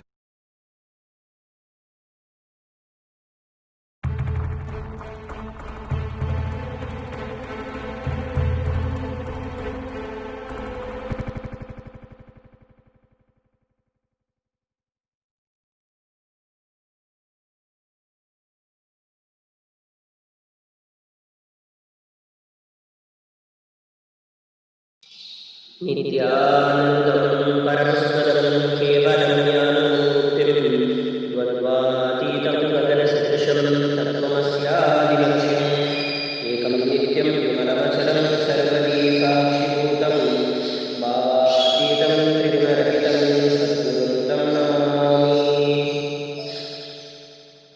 Nithyananda Paramashivam, and I welcome everyone of you for this morning with Satsang with His Divine Holiness, Guru Mahasanidana, Bhagavan Shri Nithyananda Paramashivam. The Nithyananda TV is the official TV channel of Sri Kailasa, the only Hindu nation, the greatest Hindu nation. So over the last few days, we'll be looking at the different aspects of the way we normally. We also had the recent voting that was done on the vegetarianism and non-vegetarianism, where Hindus all across the globe participated in the first ever Hindu election, Hindu voting that was revived and organized by the Divine Holiness, Guru Mahasanidana, Bhagavan Shri Nithyananda Paramashivam. And we're also going to be getting into a lot more of these votings where Swamiji, His Divine Holiness, presents us an opportunity for every practicing and living Hindu all across the globe to cast their vote to decide what each and every one of them want to live in their life. Who is to decide what Hindus do? As part of the same, today we are also going to look at another one briefing into the same, veg and non-veg. And those of you who haven't studied the book and who haven't raised your voice for this day, today you also have another opportunity to do it. Joining us is Sri Nithyananda Paramashivam, and he'll also be sharing his insights on the same. So here, the first understanding that we're going to look at is how we are direct outcome of duality by consuming meat. So we've been looking at the similar kind of understanding for the last few days. Today is a different perception, a different angle, a different take on this same understanding. So here, the first thing is that how the meat industry abuses the animals using the antibiotics. A research statistic shows that the meat industry uses 80% of the antibiotics to feed its cattle, to feed its animals, and to feed the cattle farm. And this is a very shocking usage because literally the food, rather than the food, the antibiotics is what is used at a higher pace, in a higher speed. And this is used to prevent infections and to improve growth rates in the animals. First thing, the methodology in which feed are administered. Second, the kind of atmosphere in which they live, the place in which they live is so cramped and so tight-filled without any space that they start developing many wounds and they start getting into fights for space, fights for food, leading them to bruises and many other physical hurts, which then are not cared by the farmers and the meat industry. And from there, they get into the infection. And these infections once again start spreading over the other farm animals that are there.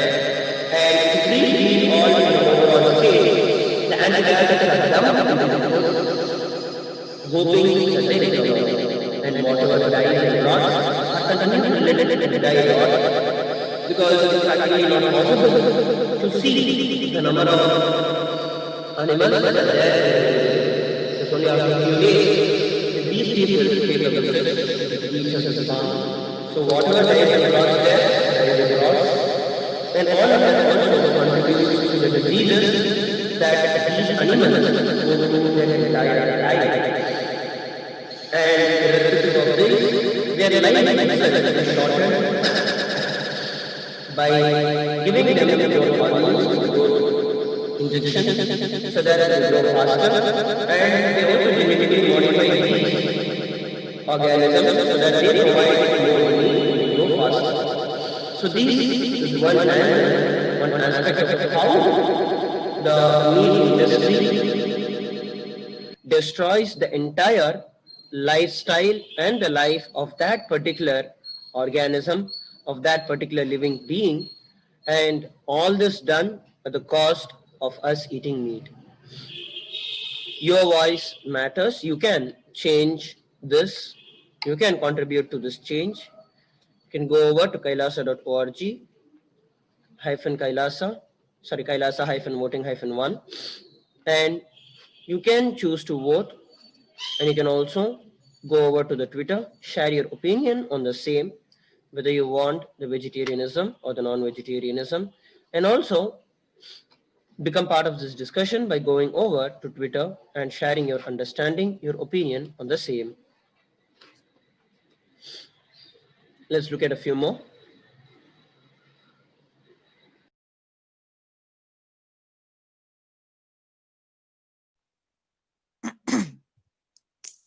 Yes, thank you, Sundaresh Maharaj.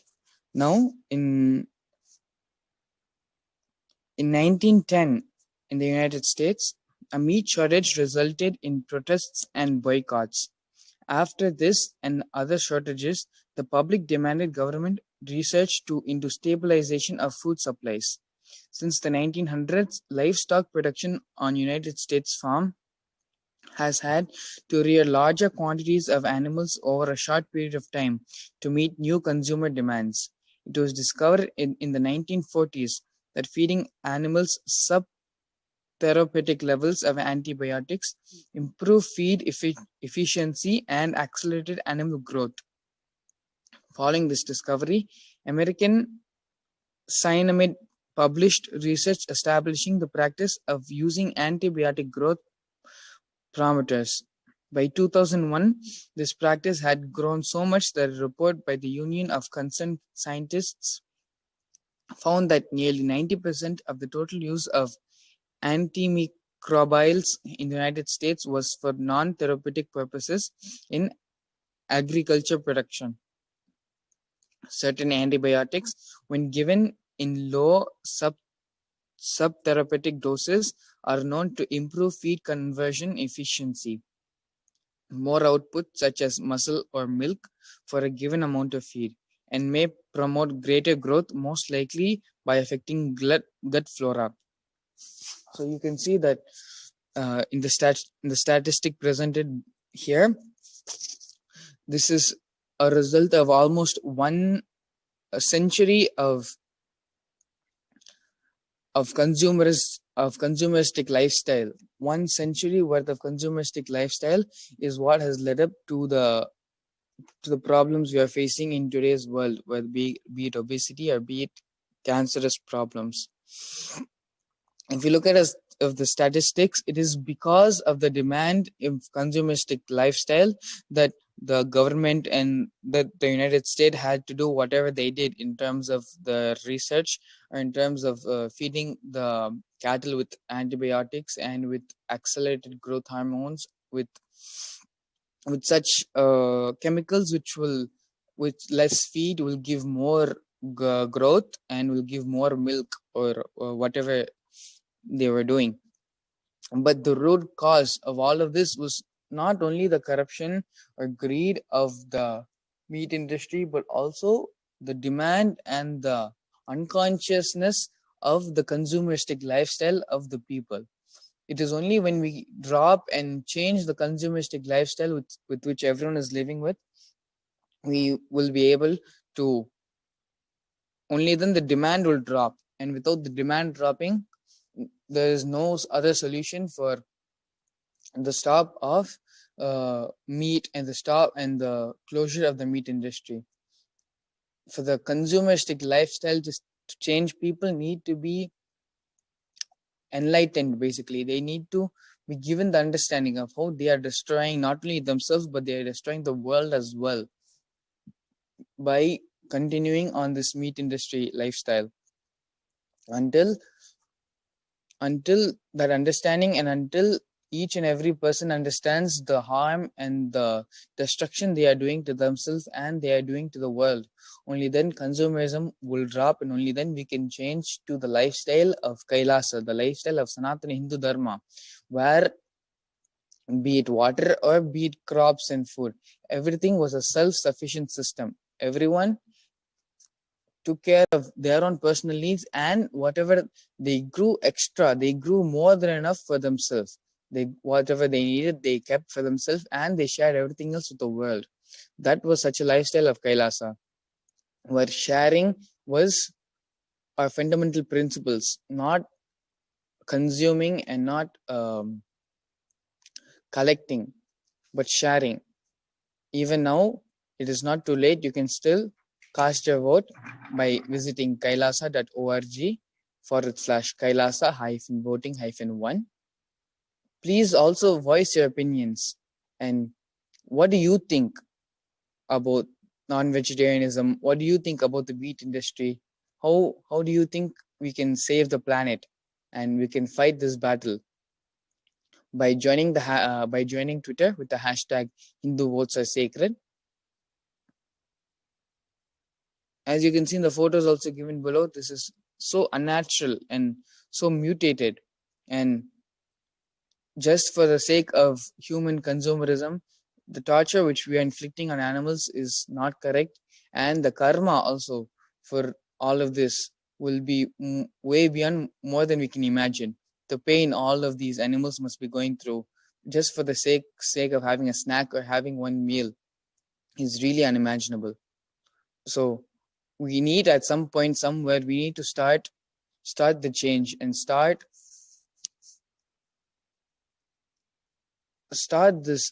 this harm which is happening to humanity, happening to the different species with which we are living with, and stop the harm which we are doing to ourselves, to humanity itself.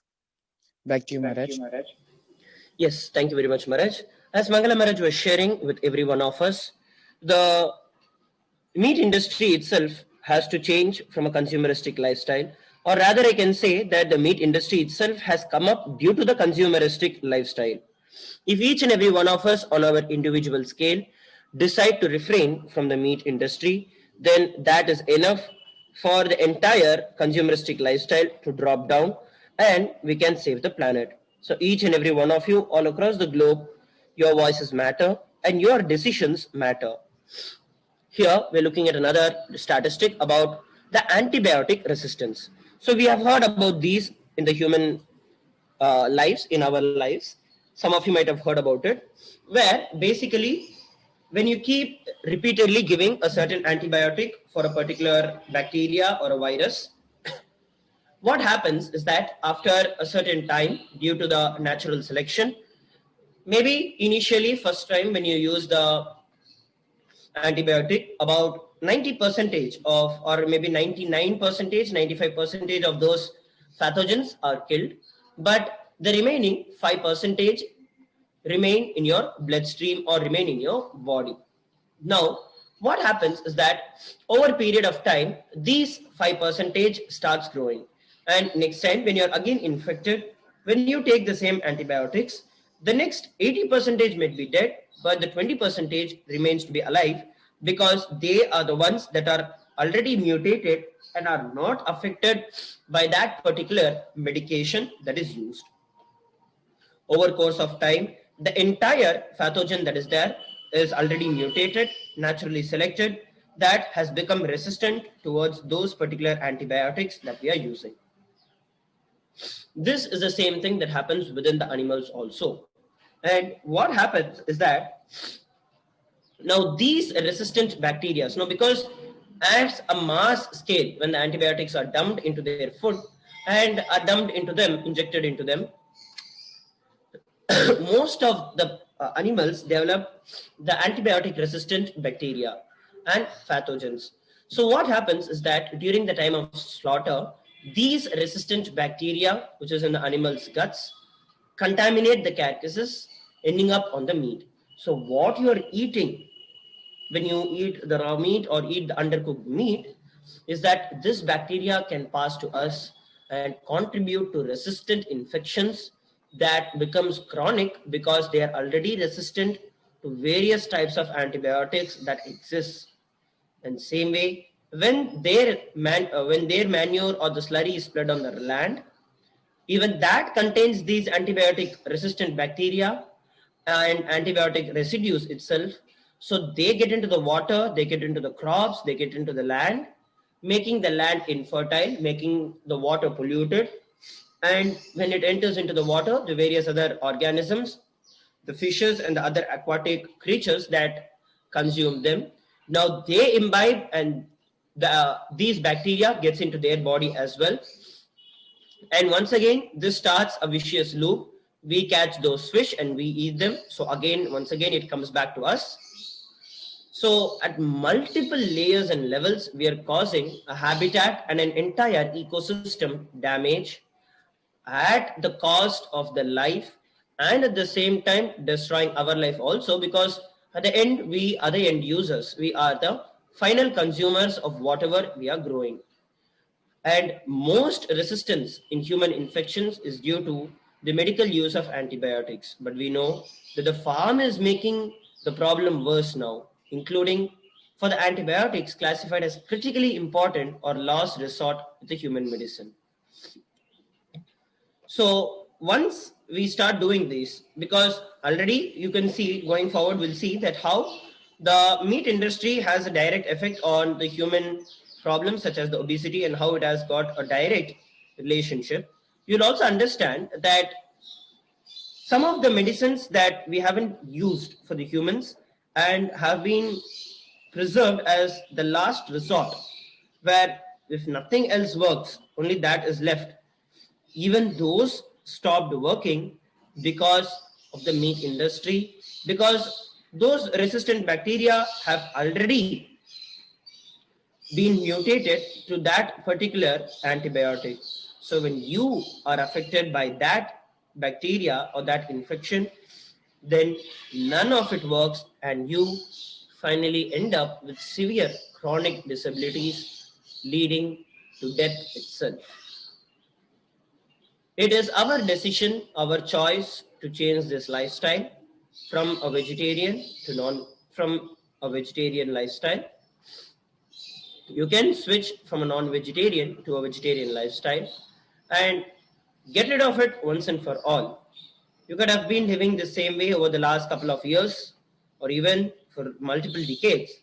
But even now, if you decide to switch, there are so many testimonials of people who switch from a non-vegetarian lifestyle to a vegetarian and a vegan lifestyle, and how their lives have greatly been improved, and they have been able to see multiple health benefits, increased amounts of strength, stamina, and overall well-being. So that is an opportunity that every one of us can utilize just by taking the decision now.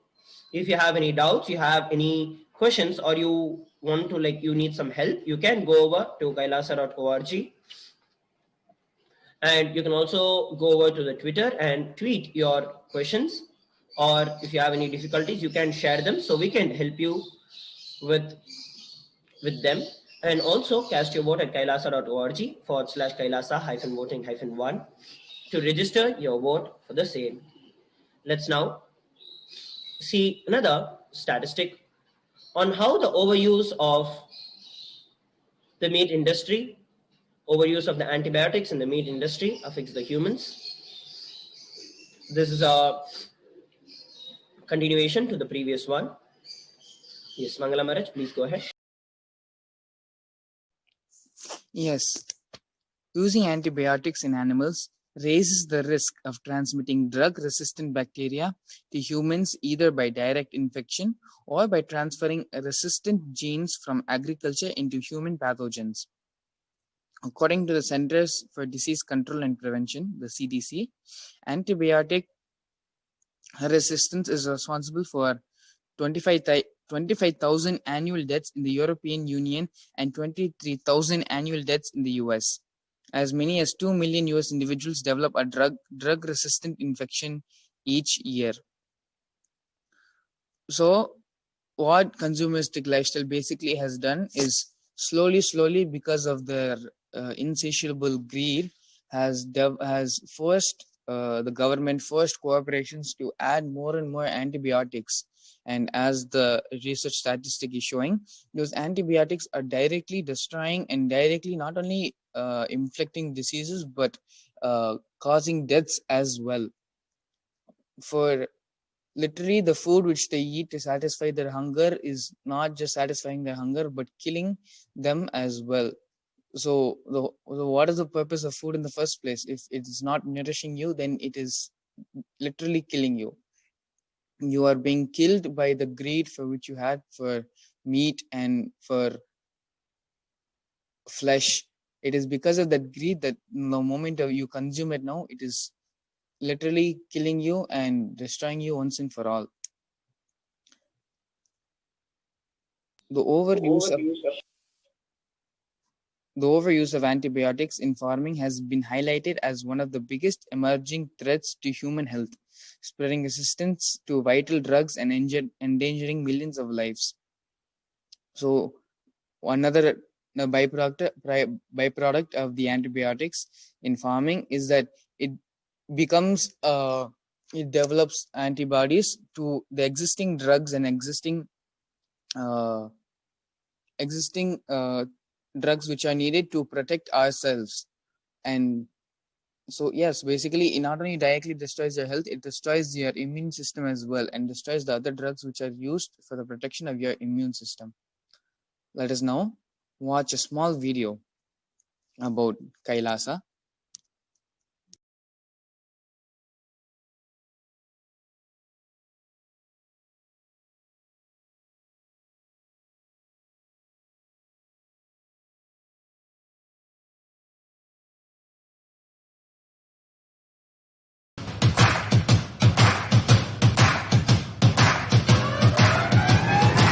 I welcome all of you, the whole world, to come and celebrate, enjoy not only the enlightenment ecosystem, the beauty of how it is getting revived. Be an insider for this great revival process. If you are an insider even for a startup company, you will understand not only the result of the company, even that being an insider is such a joy. Being an insider when it was happening is something extraordinary.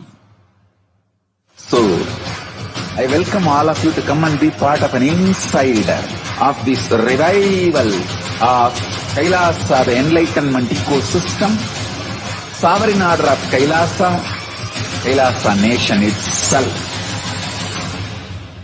I request and welcome, invite all of you to become e-Kailasian. Get your free e-passport and make billions receive this free e-passport.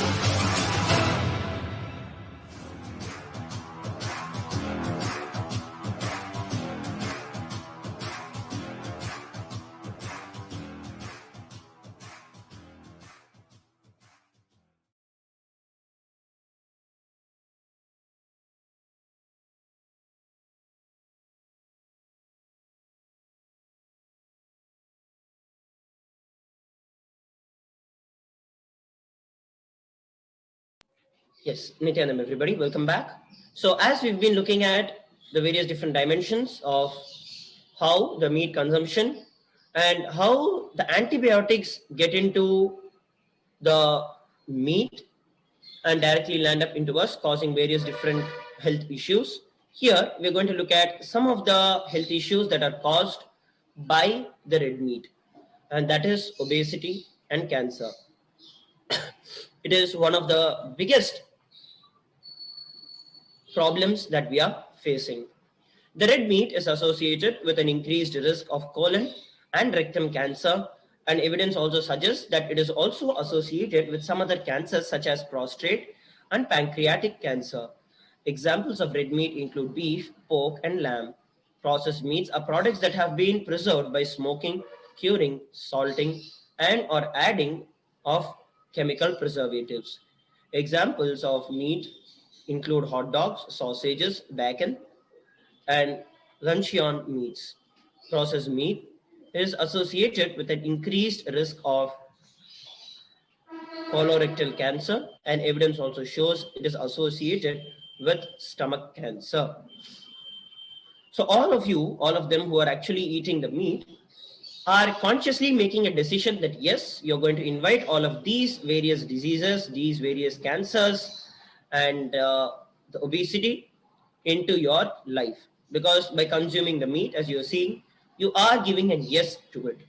Later point of time, there is no point in worrying or cribbing to yourself that nothing is healing, nothing is working, things are very bad, I'm not able to sustain. There's no point in thinking about all of that because we are the ones who have decided for this lifestyle.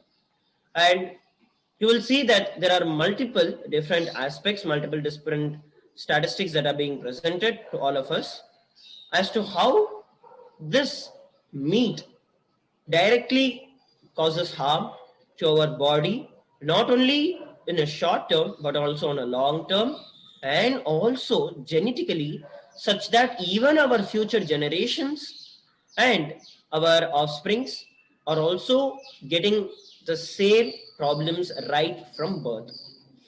We'll look at a few more statistics in the further slides. Before that, I would like to once again invite and welcome every one of you to go over to the Twitter, share your opinion on the same, and join this discussion by using the hashtags, hashtag Kailasa votes, hashtag Hindu votes, hashtag Kailas, hashtag Hindu votes are sacred, and hashtag veg or non-veg.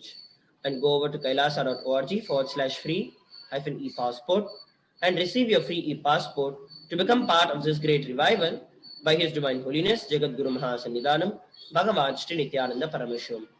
As living and practicing Hindus, it is our lifestyle to enrich ourselves and to enrich the entire world.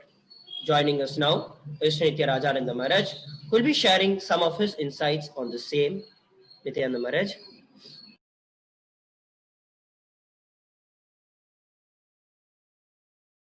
Yes, Nithyananda Maharaj. Animal products, the main cause of obesity. Animal products contain such much more fat than plant-based foods. Because vegetarian diets are the only diets that work for long-term weight loss. It's no surprise that the population studies show that meat eaters have 3 times the obesity rate of vegetarians and 9 times the obesity rate of vegans. It's possible to be an overweight or obese vegan. Of course, as it is possible to be thin meat eater, but adult vegans are, on average, 10 to 20 pounds lighter than adult meat eaters. Seeing these statistics, you can see how the collective mortality of humanity, where they live lives just for food. They live just to be able to eat, and but the food is not just something that is going to be a nutrition for you, a medicine for you to conduct your life, to go about your business, but it is a hindrance and a weight onto you. It makes you fatter and makes you lethargic, slow, and extremely dull in your thinking. When this mass level of inactivism is able to be happening by one particular product that is meat, and the amount of fat it gives, and that fat being stored in our systems gives us tremendous amount of mental problems, slowness, not wanting to be active and looking forward in life. It gives more back to the mental problems of depression and the mental problems of obsessive compulsive disorder or obsessive compulsive eating also. As the food is rich in fat, more and more consumption makes it more and more addictive. Just as it's possible to be a thin meat eater, but adult vegans are on average 10 to 20 pounds lighter than meat eaters. The plant-based diet is of course not going to have all the animal fat in it. It's going to have very minimal fat that the plant provides, but more of the nutrition.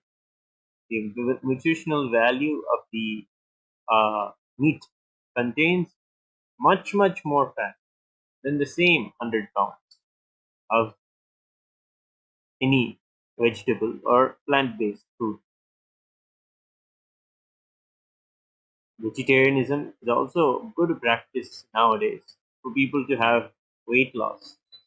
There's a movement that is awakening in people to practice vegetarianism so that they can reduce their weight and be able to be more happy about themselves, about how they look in their lives.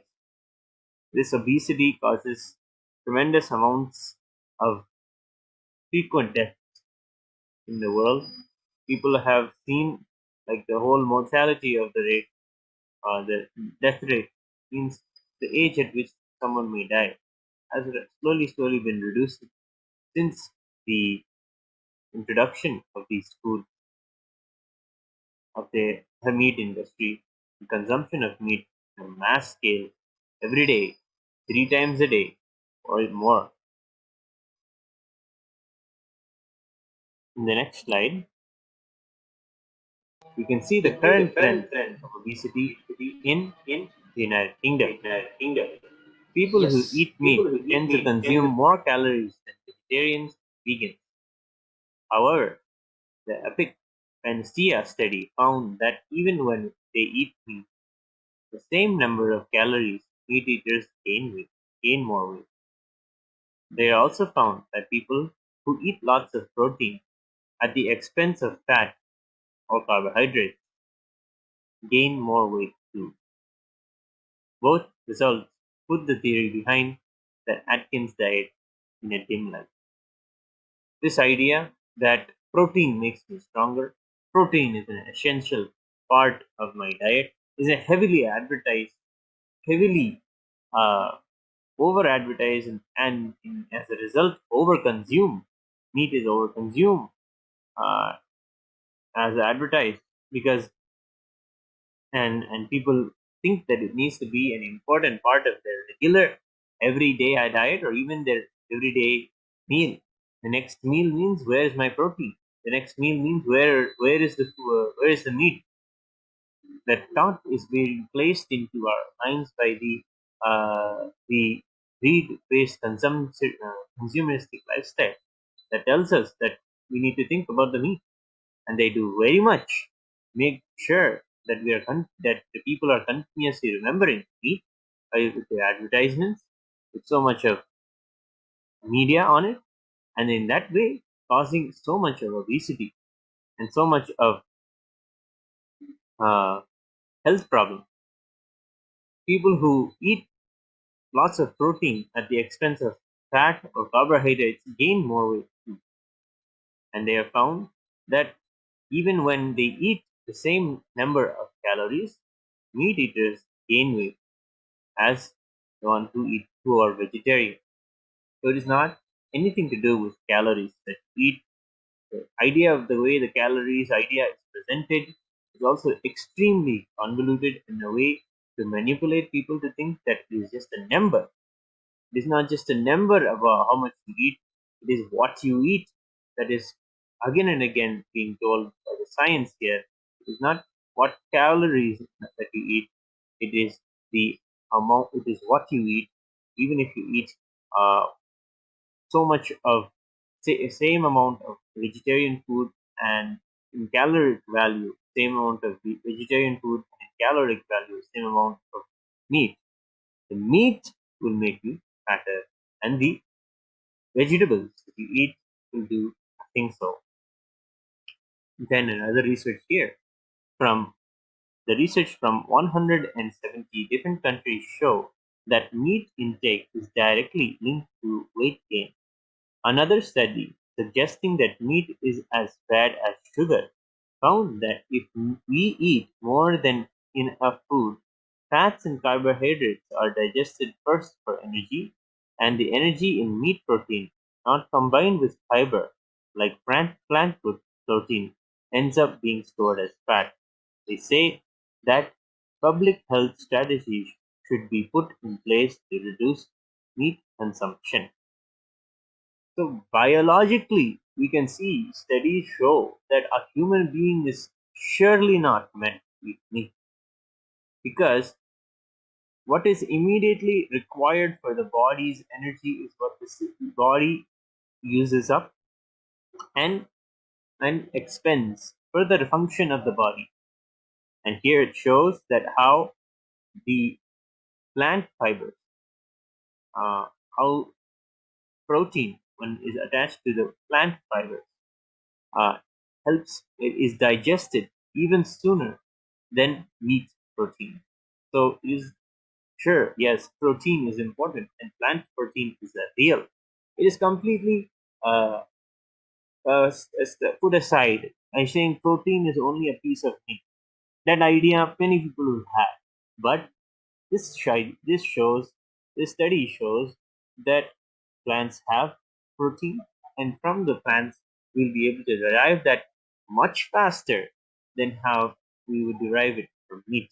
And from plants, we'll be able to digest it, keep it and expend it, and not have it become a part of our fat, such that the meat will die. Whereas if you eat meat, the meat will immediately become part of your body, and it is the last thing to be digested. Hence, since it's the last thing to be digested before the carbohydrates and the fats, it will be stored. It has no use in our body other than to become fat. So the moment meat is put in, it has nothing to do with a very value that is protein. It immediately is stored as fat, as this study is showing. These studies are awakening the world to the way that we have been manipulated to think what is good for us, to give us some idea by telling the word calorie or telling the word protein and telling you need to have this many calories in a day, and saying that if you have this many calories of protein, you will be healthy. This has not done anything to bring health to people. It has only given tremendous hardships in the form of obesity. So the current trends of obesity in the United Kingdom are presented here.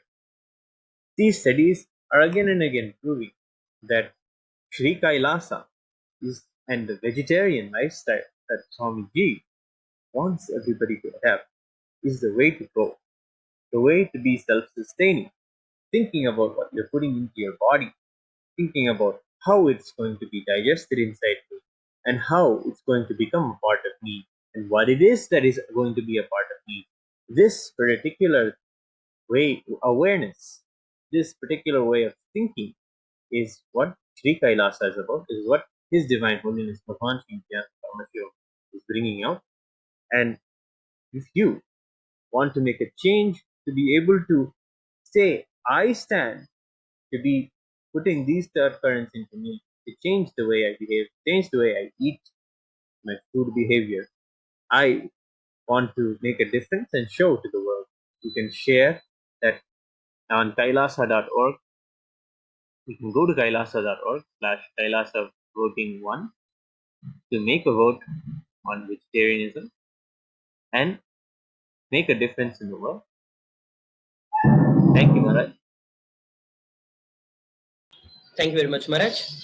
As Raja Maharaj has been sharing, he has given a lot of information on with respect to how the obesity and how the meat consumption directly leads to obesity, breaking it down to various different aspects, and how what are all the components and what are all the different items that our body decides to choose while eating to digest. So that was something that we had also seen.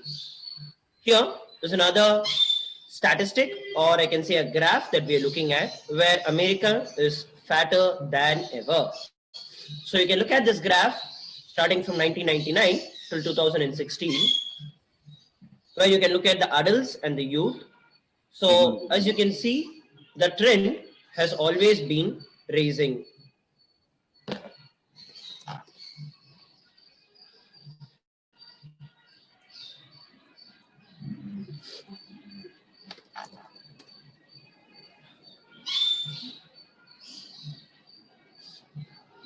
Sorry for the technical glitch. So as you can see that it has always been raising, starting from 30.5 percentage of the adults in 1999 to 39.6 percentage, literally 10 percentage increase. Already 40%, literally 30 percentage of the people back there were already obese. Nithyananda Rajamaraj, I think there is a technical issue from your side. Request you to mute yourself.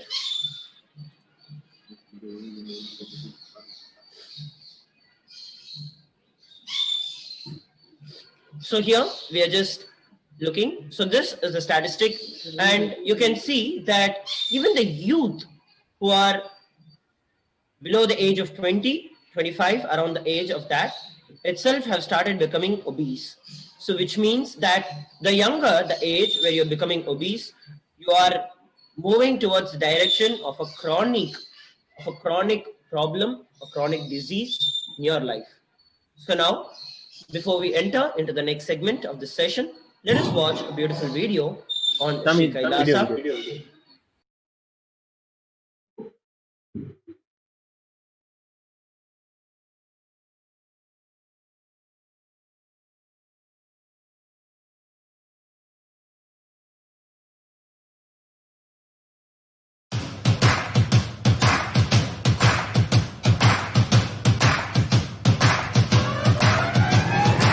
I welcome all of you, the whole world, to come and celebrate, enjoy not only the enlightenment ecosystem, the beauty of how it is getting revived. Be an insider for this great revival process. If you are an insider even for a startup company, you will understand not only the result of the company, even that being an insider is such a joy. Being an insider when it was happening is something extraordinary. So, I welcome all of you to come and be part of an insider of this revival of Kailasa, the enlightenment ecosystem, sovereign order of Kailasa, Kailasa nation itself.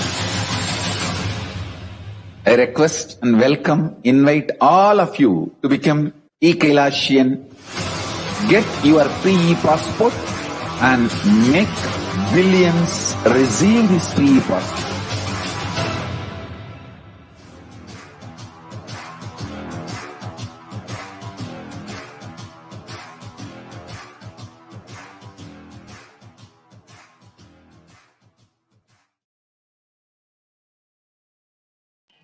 Nithyanam everybody, and welcome back. So here we're looking at another beautiful segment on the meat industry and how its impacts are on the human life as well as the life of those animals.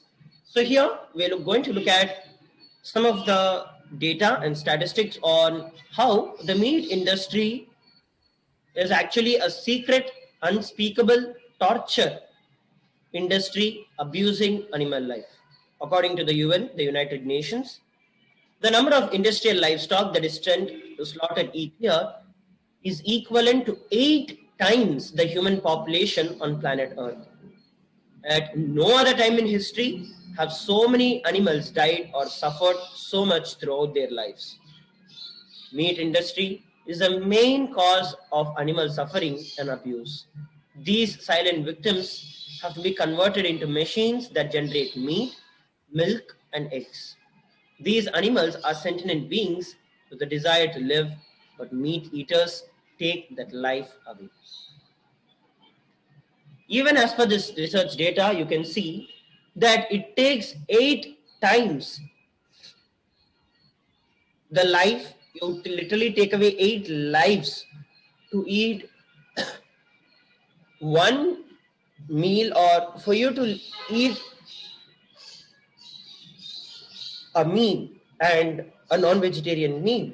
And whereas if you look at the vegetarian lifestyle, just by you becoming a vegetarian, you can feed 14 other people.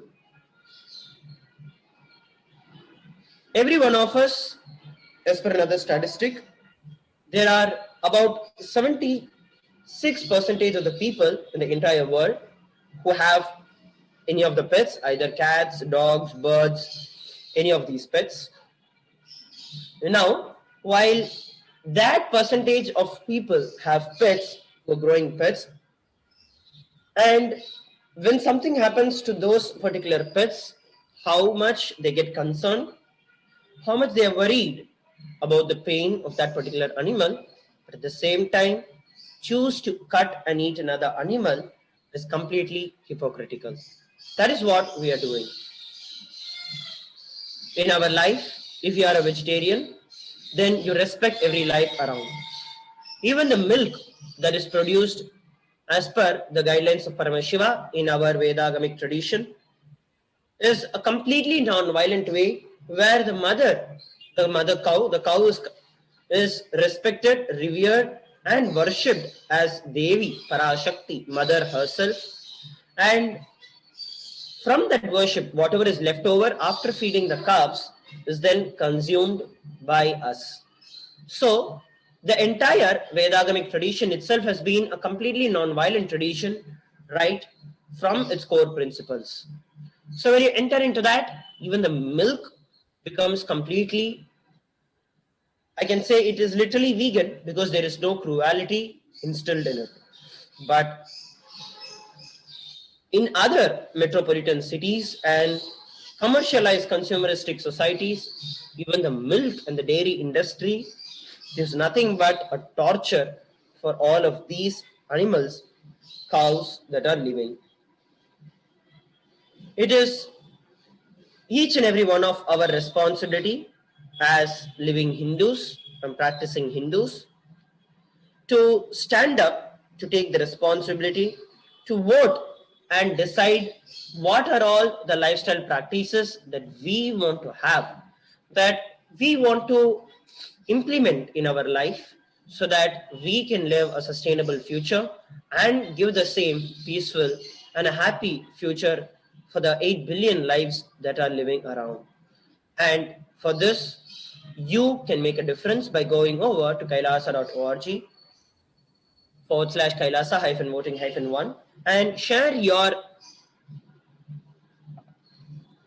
vote on whether you want to have the vegetarian lifestyle or the non-vegetarian lifestyle. You can also go over to Twitter and join this discussion by using the hashtags #KailasaVotes, #HinduVotes, and #HinduVotesMatter. Hindu votes are sacred.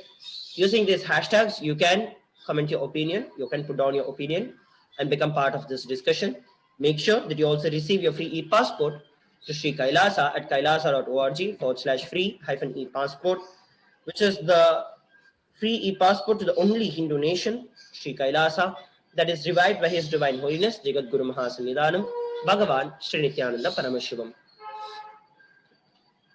Joining us again is Sri Nithya Mangalananda Maharaj and Sri Nithya Rajananda Maharaj to give their insights and inputs on the same.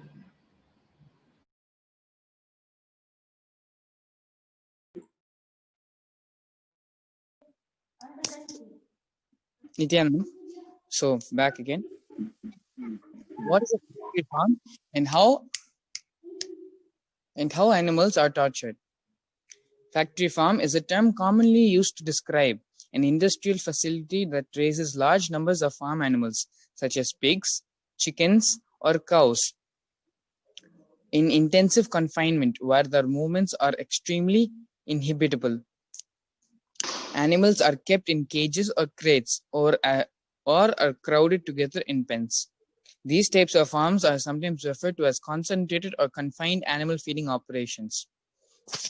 So as you can see, continuing the point which Sundaresh Amar had explained, many of us have seen, many of us might even have pets, be it birds or animal, dogs, cats, rabbits, so many types of pets which we'll have. Many households are more than one.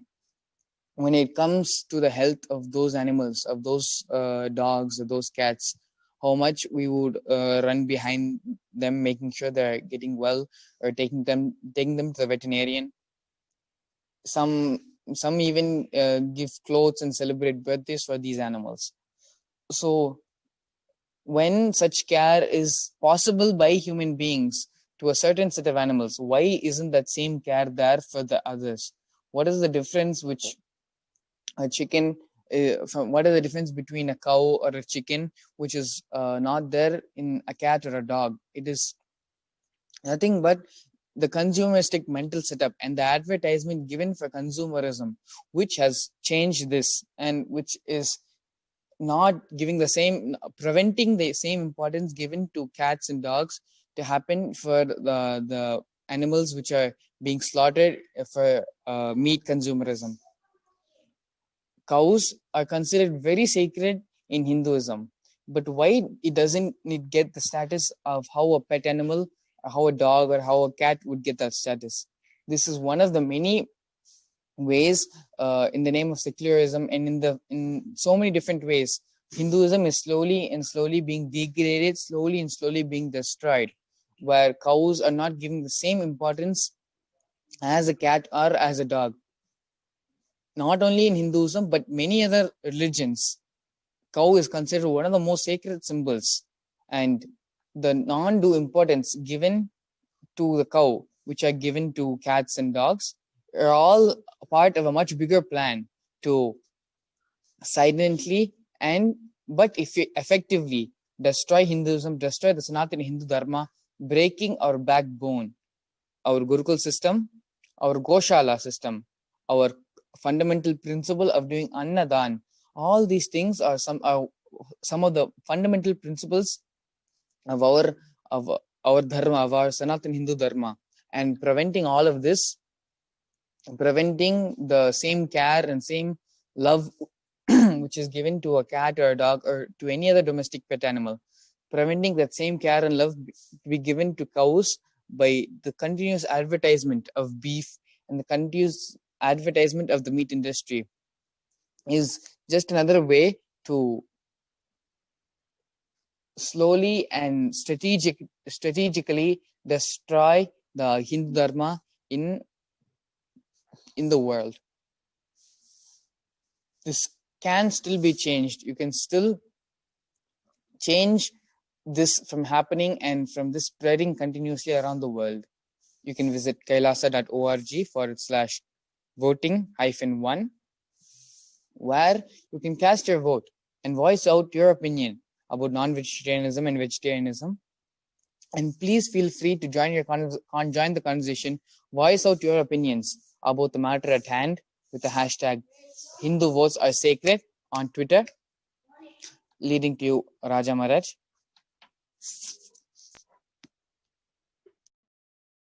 Thank you, Maharaj.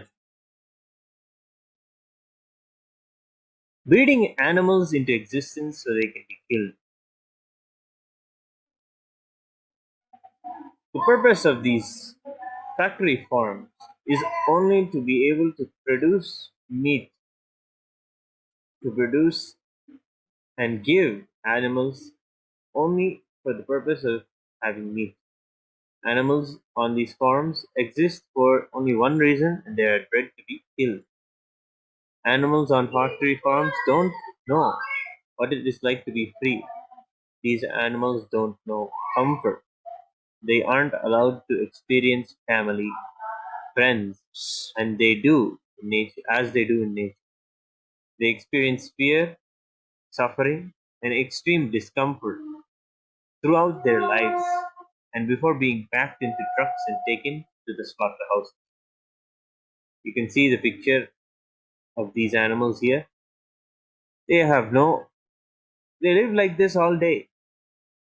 All day, you're, as an animal, just see, you will be just in this position.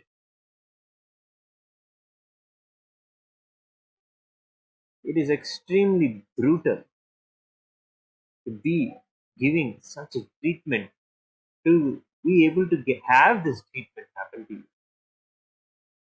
To the companies and farmers responsible for their survival, they are nothing more than pegs in the machine. An animal is a manifestation of Paramashiva. It is sacred. It is something that needs to be lived happy. It is not something to be killed and used for our pleasure. And this is not just killing, this is its entire life. It is grown and bred just to be eaten by something else. They are far from conscious beings deserving of a life free from fear and torture. They don't deserve this kind of a life. They deserve to be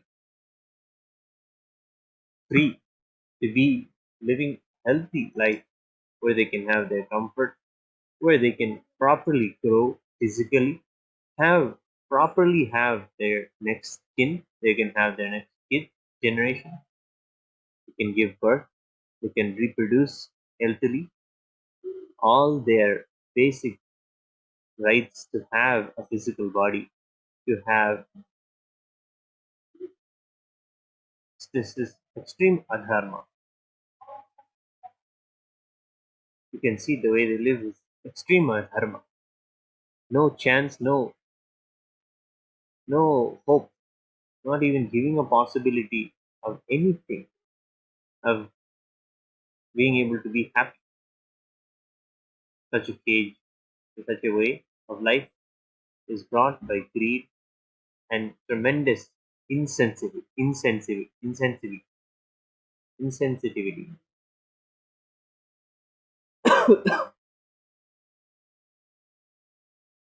The promise of Shri Kailasa is to bring out extreme sensitivity from all beings that live in the world, that is in the world of Paramashiva's manifestation. Don't worry, you can vote to change this. Already the conversations are going on about this meat industry, about how Sri Kailasa is paving the way for many people to have a voice and vote. You can go to kailasa.org/kailasa-voting-more to cast your vote.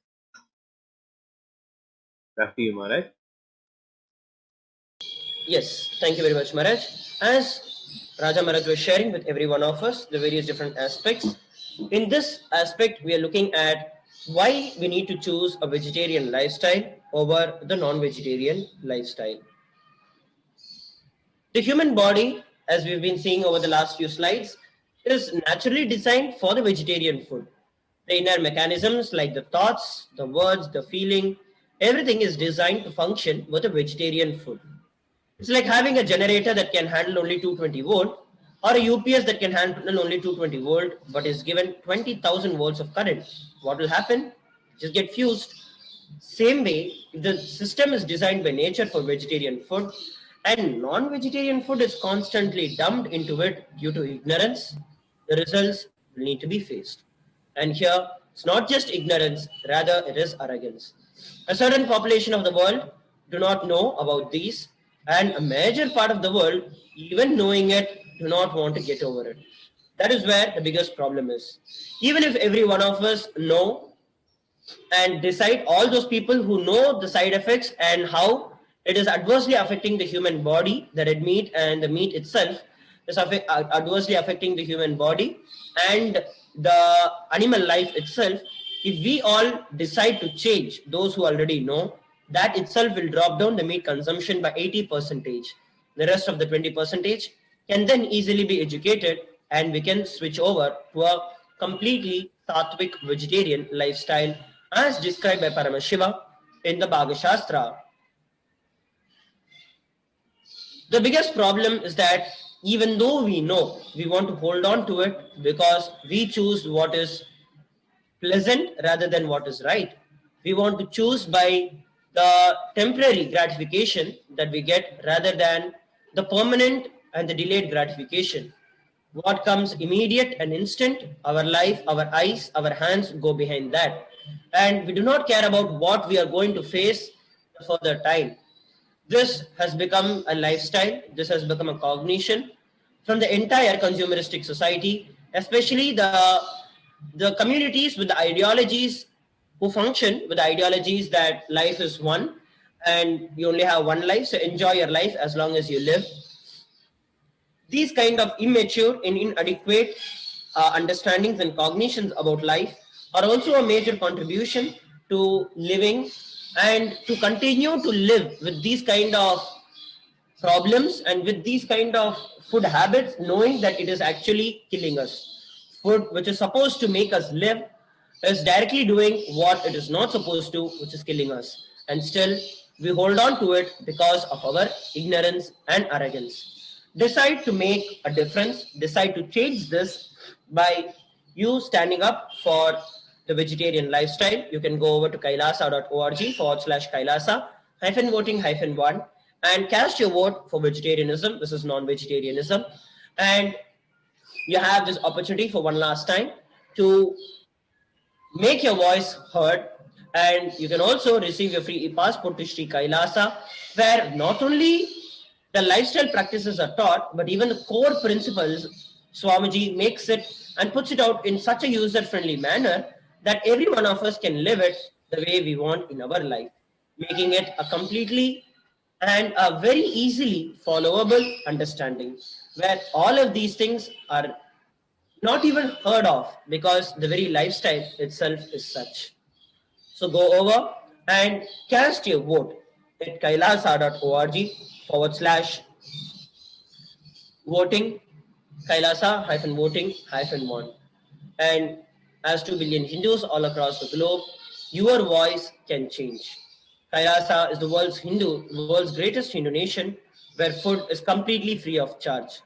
This extraordinary evolutionary movement of the Supreme Pontiff of Hinduism is shaking so many corruptions and adulteration that goes behind the destruction caused by the meat industry and the consumeristic lifestyle. By casting your vote, you are voicing your support to this cause. Therefore, voicing out to stop the abuse of the animals and ultimately stop the abuse of yourself by the meat industry. Let us now watch a beautiful video and then enter into preparing ourselves to receive the Nitya Satsang from His Divine Holiness Jagat Guru Mahasannidhanam Bhagavan Shri Nithyananda Paramashivam.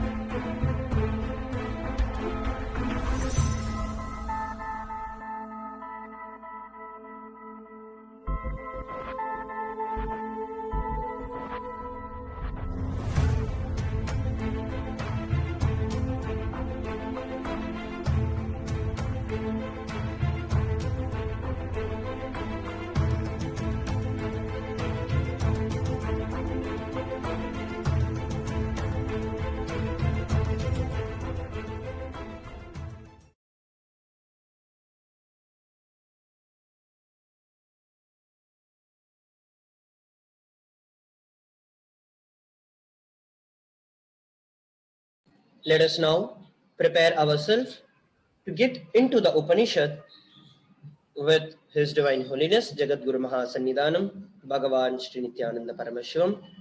Let us all sit straight with our head, neck and spine in a straight line and chant the Mahavakya Om Nithyananda Paramashivoham and enter into the space of deep oneness and Upanishad with Swamiji. I welcome you all with my love. Let you all open all your three eyes. Om Nithyananda Paramashivoham.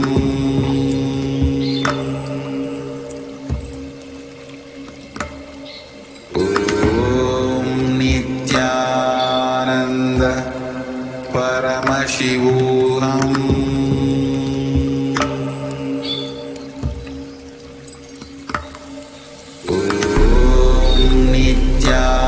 Nithyananda Paramashivoham.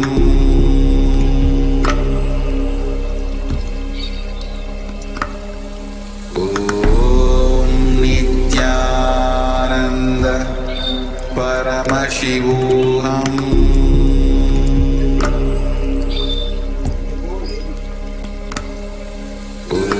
Om Nithyananda Paramashivoham.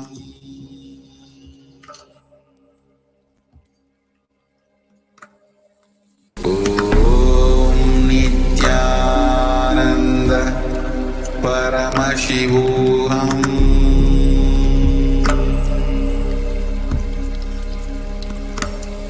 Om Nithyananda Paramashivoham. Om Nithyananda Paramashivoham.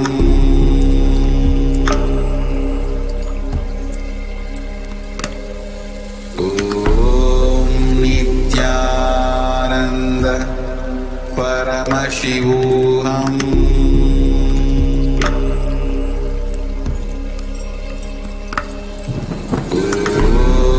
Nithyananda Paramashivoham. Om Nithyananda Paramashivoham.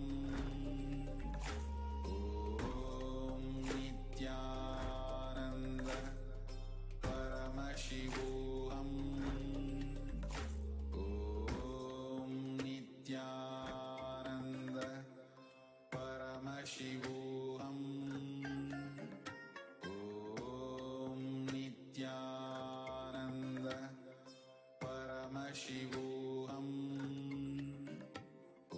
Om Nithyananda Paramashivoham. Om Nithyananda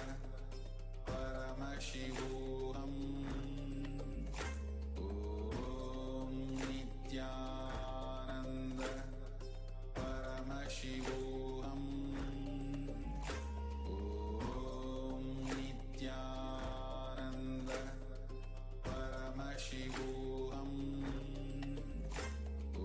Om Nithyananda Paramashivoham. Om Nithyananda Paramashivoham. Om Nithyananda Paramashivoham. Om Nithyananda Paramashivoham.